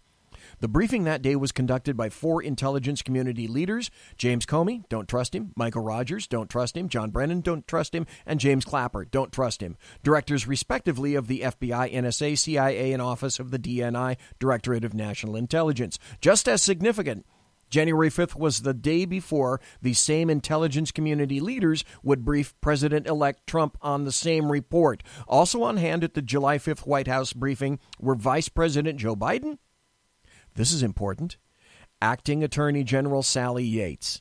According to Rice, immediately after the briefing, President Obama had his 2 top law enforcement officers, Yates and Comey, linger for a brief follow-on conversation with the administrator's political leadership, Obama, Biden, and Rice. Let's just think about what was going on at that moment. It had been just a few days since Obama imposed sanctions on Russia. In that connection, the Kremlin's ambassador to the United States, Sergei Kislyak, had contacted Trump's designated national security advisor, Michael Flynn. Obama administration leadership despised Flynn, who A, had been fired by Obama from his post as DIA, Defense Intelligence Agency Chief, B, had become a key Trump supporter and an intense critic of Obama's foreign and national security policy. Do you see clouds developing here? And C, was regarded by Yates and Comey as a possible criminal suspect. On the wayward theories that Flynn's contacts with Kislyak could smack of a corrupt quid pro quo deal to drop the sanctions and might violate the never-invoked constitutionally dubious Logan Act. What else was happening? The Justice Department and the FBI had gone to the FISA court on October 21st of 2016 for a warrant to spy on former Trump campaign advisor Carter Page. That warrant relied largely on the Steele dossier, which alleged a criminal conspiracy between the Trump campaign and the Kremlin involving A, cyber espionage operation against the 2016 election, B, corrupt negotiations regarding the sanctions, and C, the Kremlin's possession of kompromat. That means compromise, something to be compromised in Russian. That would enable the Putin routine to blackmail President-elect Trump significantly. By the time of this January 6th meeting with Trump, the 90-day surveillance period under the FISA warrant would have been just a bit over 2 weeks left to run. It was set to expire just as Trump was to take office. Reporting suggests that there may have also been a FISA warrant on Paul Manafort around this time. The Obama administration was therefore confronting a deadline if the FISA warrant was to be renewed while Obama was still in power. The officials in the meeting would need to figure out how the investigation could continue, despite the fact that its central focus, Trump, was about to be sworn in as president. Obama had incredibly claimed that he never intervened in cases under investigation by the Justice Department and the FBI. He was emphatic in an April 2016 interview with Fox's Chris Wallace. I do not talk to the Attorney General about pending investigations. I do not talk to the FBI directors about pending investigations. We have a very strict line and always have maintained it. Ever the cheeky Obama, he made this claim while in the same breath arguing against indicting Hillary Clinton. Obviously, if Obama was having a follow-on conversation with Yates and Comey, what it was following on was the briefing he had just received about an investigation implicating the Trump campaign in Russian espionage. As Comey's March 20th House testimony would later elucidate, Russia's interference in the election was always seen by law enforcement officials as inseparable from suspected Trump campaign collusion in that reference. There would be no reason to have such a follow-on conversation unless Obama wanted an update on what his law enforcement officials were doing. But wait, he said he didn't interfere. Consequently, Rice's by-the-book bunkum is transparent. Obama officials claim to adhere to a book that forbade consultations between political leaders and investigators. But here they were consulting. So Rice tried to cover the tracks in her email. She revises history such that the consultation morphs into a mere friendly reminder that Obama wanted everything done by the book. He was certainly not asking about initiating or instructing anything from a law enforcement perspective. No siree. We might counter that people who have lived by the book for 8 years would not have to remind each other to go by the book. It would go without saying we cannot share information fully as it relates to Russia. Let's move beyond the book. Far more important are the last paragraphs of Rice's email.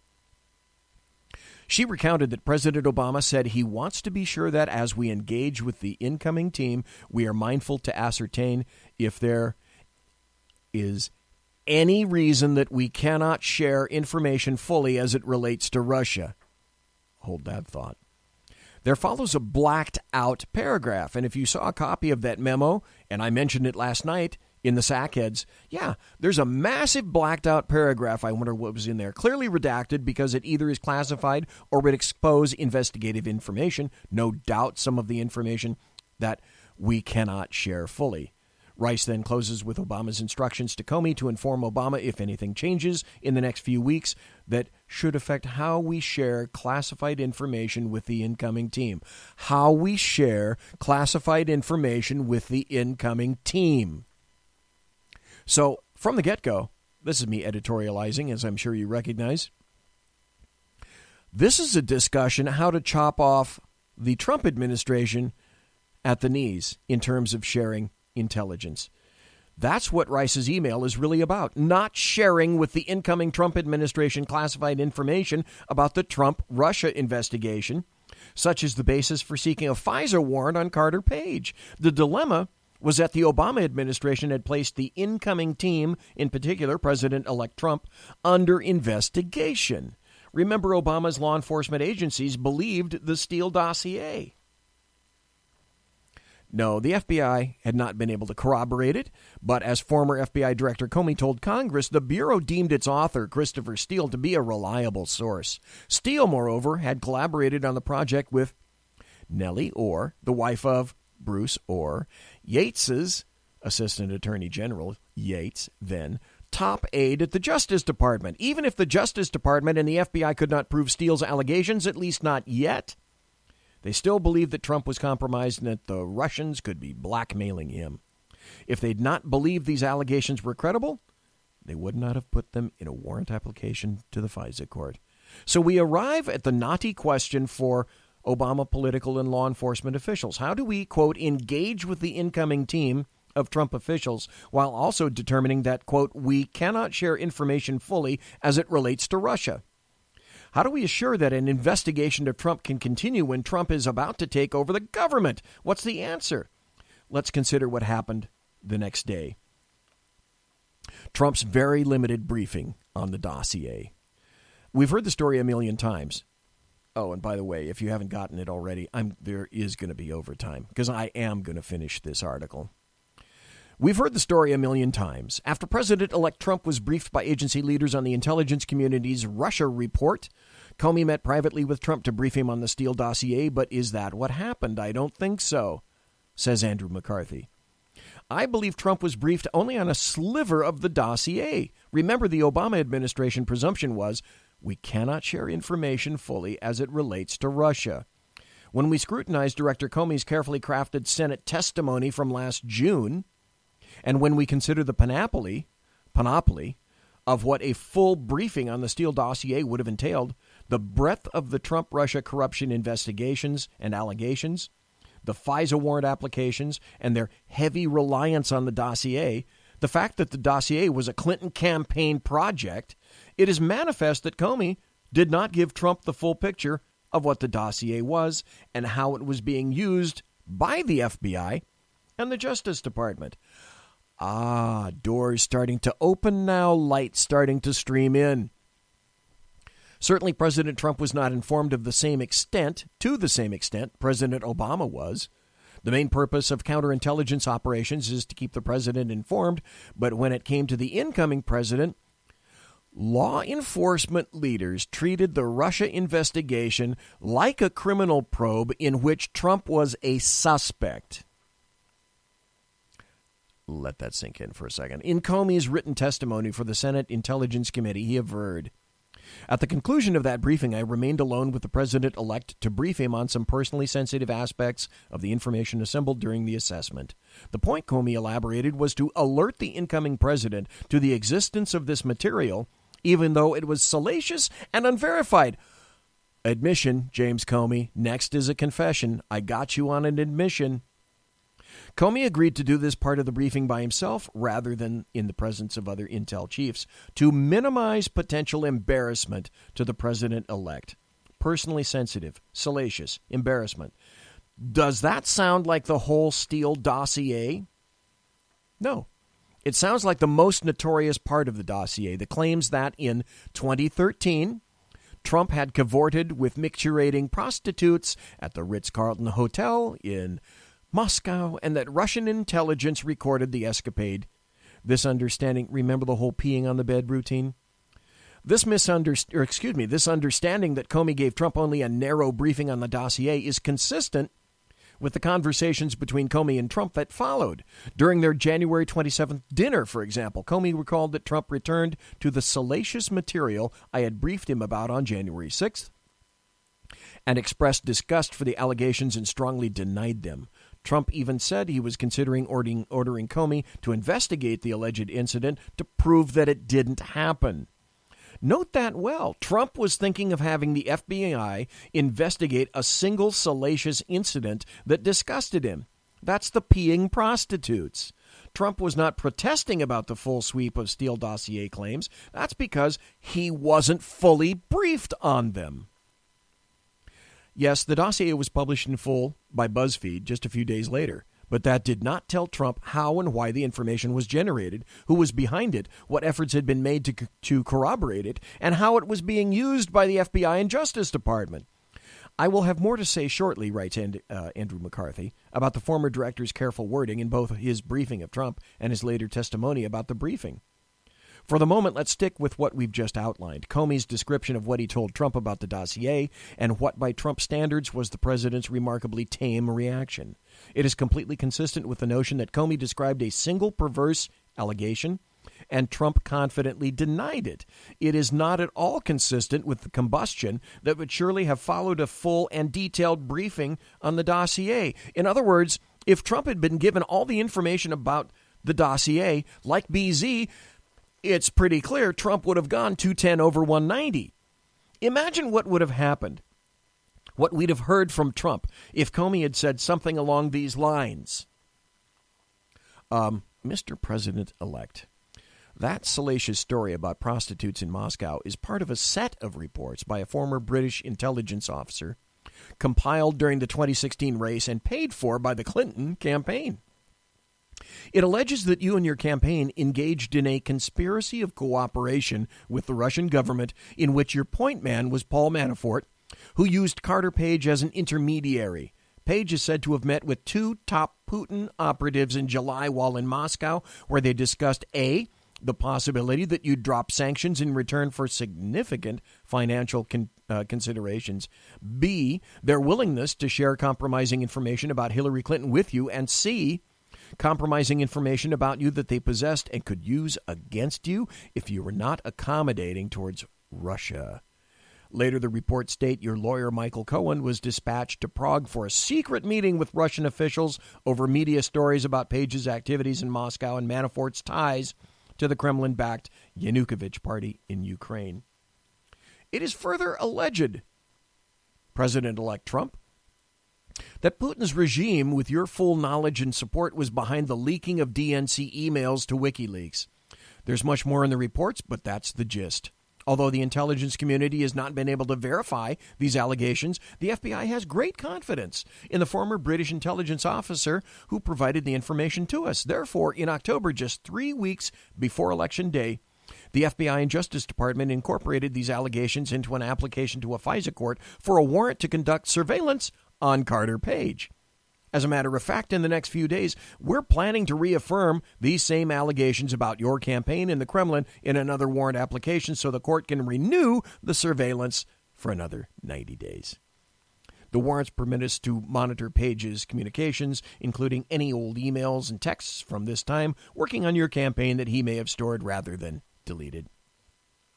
Suffice it to say, if President-elect Trump had been given a briefing of that breadth and depth, Director Comey's testimonial description of the briefing would have been very different, and we can bet that Trump's reaction would have been explosive. So was Trump, quote, under investigation? Instead, it's a safe bet that the dossier briefing was kept to a minimum and that Trump was told he was not a suspect. This is where you must listen closely, because this is how and where lawyers will, with words, they will attempt to slaughter you as best they can. And again, this is why it's all in the details. The latter was true in only the most hyper-technical and misleading of senses. Trump was not a suspect. Basically, after the follow-on discussion with Obama, Rice, and Biden on January 5th, the FBI and the Justice Department proceeded to define the concept of being under investigation in a manner so crimped as to render it unrecognizable. A person was deemed under investigation only if he was a formal target of a FISA warrant, as if the warrant application were the totality of the investigation, as if a person formally targeted for surveillance were the only person of interest to the FBI. By thus bowdlerizing what it means to be a suspect, Comey could repeatedly assure Trump that he, Trump, was not personally under investigation. After all, Trump himself was not the target of the surveillance. Only underlings like Page and perhaps Manafort were formally alleged to be agents of a foreign power for FISA purposes. This is a distorted understanding of how investigations work. Whether eavesdropping is done for national security purposes under FISA or for law enforcement purposes under criminal statutes, the objective is always the same: to uncover the full scope of a conspiratorial enterprise. The point is to identify all of the conspirators, and especially to establish the complicity of the most insulated leaders. Carter Page may have been the surveillance target named in the FISA warrant, but he was of low rank in the alleged conspiracy. The point of monitoring Page was to determine exactly what he was doing, and just as critical, who was directing him. In the conspiracy outlined by Steele, Page was a virtual nobody. His only relevance was vis-a-vis Trump. The investigation was about suspected Kremlin complicity with Trump. It was about the possibility that an adversary regime was in a position to blackmail the President of the United States. It never was about Carter Page. Nevertheless, the Obama administration reckoned that if this were forthrightly explained to Trump, the investigation would be shut down. The FBI had no solid proof that Trump was actually colluded, had actually colluded in any meaningful way with Russia. Furthermore, Trump strenuously denied doing so. Consequently, the Obama administration had to assume that, if he were fully informed, President Trump would not tolerate an investigation by his own administration expressly aimed at proving a traitorous Trump-Russia conspiracy that he denied and of which there was no evidence. Now, you can believe that the Obama administration's motives were political, that the Trump-Russia collusion narrative was mainly a Democrat party concoction to rationalize Hillary Clinton's defeat and cripple Trump's fledgling administration. Or you can believe that Obama officials, altruistically motivated to protect national security, were convinced that Trump was in cahoots with the Kremlin and they were desperately trying to prove it. Either way, though, the challenge for Obama's team was to keep the investigation going even after Trump took office. Since Trump would have the power to shut down the investigation, the trick was to avoid making him feel threatened by it. Therefore, the strategy was to withhold information that illustrated Trump's centrality to the investigation, assure him that he was not a suspect, and gently admonish him about the need to respect law enforcement's independence on pain of being accused of obstruction. From the FBI's perspective, there was no downside to telling Trump he was not a suspect. As Comey acknowledged in his hearing testimony responding to questions from Senator Angus King, any assurances that Trump was not under investigation were only as of that moment. Trump's status could change instantaneously if the investigation of other people, such as Page, turned up any evidence implicating Trump. That's why Comey kept deflecting Trump's entreaties that Comey tell the public. Trump was not suspected of wrongdoing. In reality, Comey did suspect the president of wrongdoing and calculated that at some point the FBI would find the proof. The director therefore declined to absolve the president publicly, which eventually cost him his job. Oh, there are so many other things that cost Comey his job. But Comey only gave the private assurances that the president was not personally under investigation in order to discourage Trump from interfering in the probe. Well, it's about 10:10, and I bet I've lost just about everybody. But again, for those still following, the devil, the odoriferous scent of sulfur is in the details. The real objective of investigating Page and Manafort was to uncover corrupt ties, if there were any, between Russia and Trump. Thus, Trump was always under investigation, even if he was not personally targeted for FISA surveillance. This dissonance was not lost on the FBI. Before meeting with Trump on January 6th, Comey met with his own FBI leadership team of advisors and discussed the plan to tell Trump he was not a suspect. At the Senate hearing, the committee's ranking member, Mark Warner, Democrat, Virginia, asked the former director if everyone concurred on his plans. Comey's answer was telling. Was it unanimous?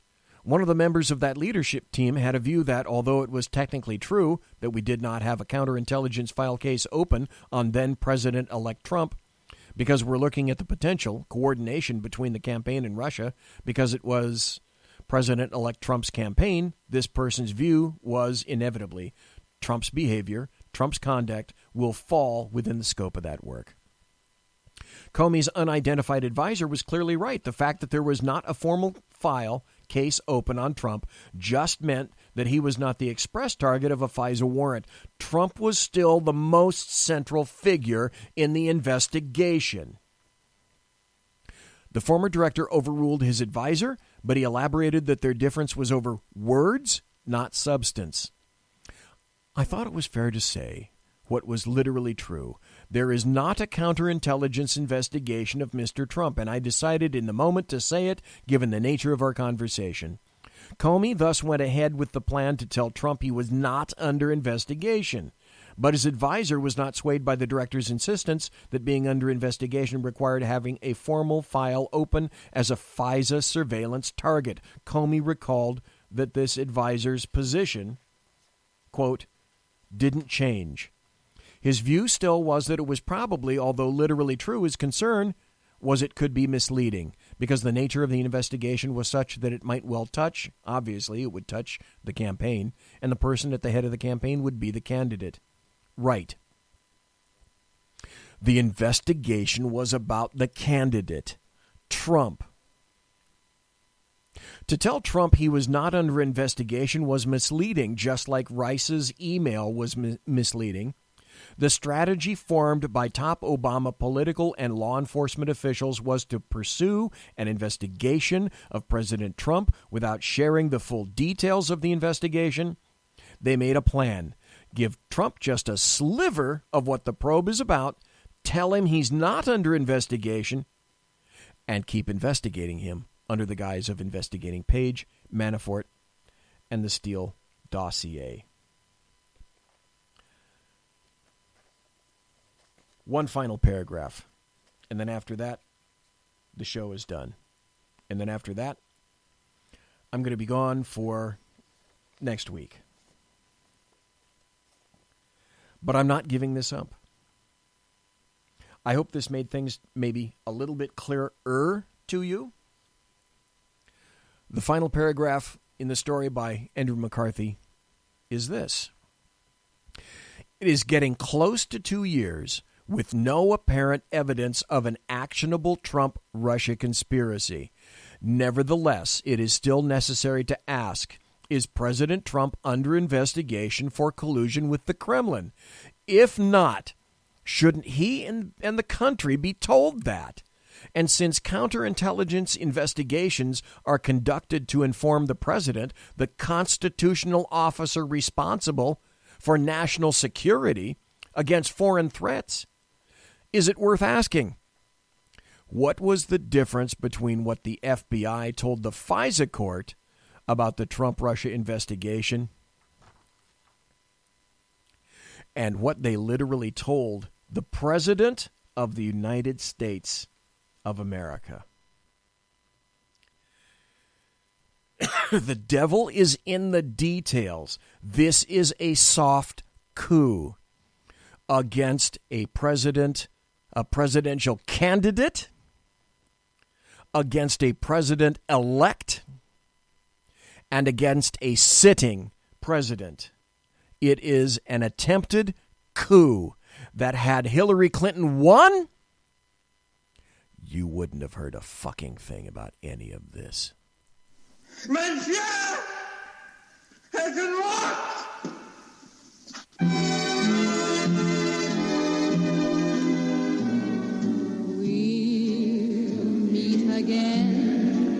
Ladies and gentlemen, boys and girls, children of all ages, thanks for listening to the Bloviating Zeppelin's Berserk Bobcat Saloon radio show live and direct right here on the SHR Media Network. If you want to contact me, you can find me at BZEP, Twitter at BZEP, my blog, bloviatingzeppelin.net, email at bz@shrmedia.com. Promotional consideration by the Pratt & Whitney Engine Company, Thrust You Can Trust, amongst others. And, of course, thanks to my personal KC-135 Kettle 1 refueling team, with whom I will be consorting. I'm looking at the clock. In less than an hour. Take it to the bank. Thanks to Dr. Michael Jones. Thanks to you and you and you and you for listening live, for listening to the podcast, for engaging in chat. You folks have a great weekend. I'll be off all next week. Continue to listen to all the great SHR Media shows. Be safe. Take care. God bless.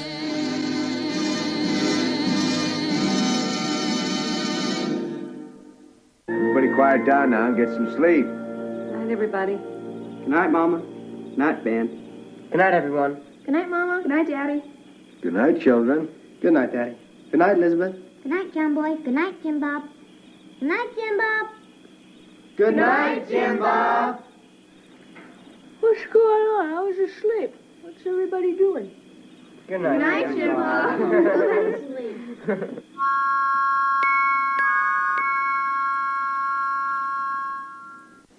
Good night, and good luck.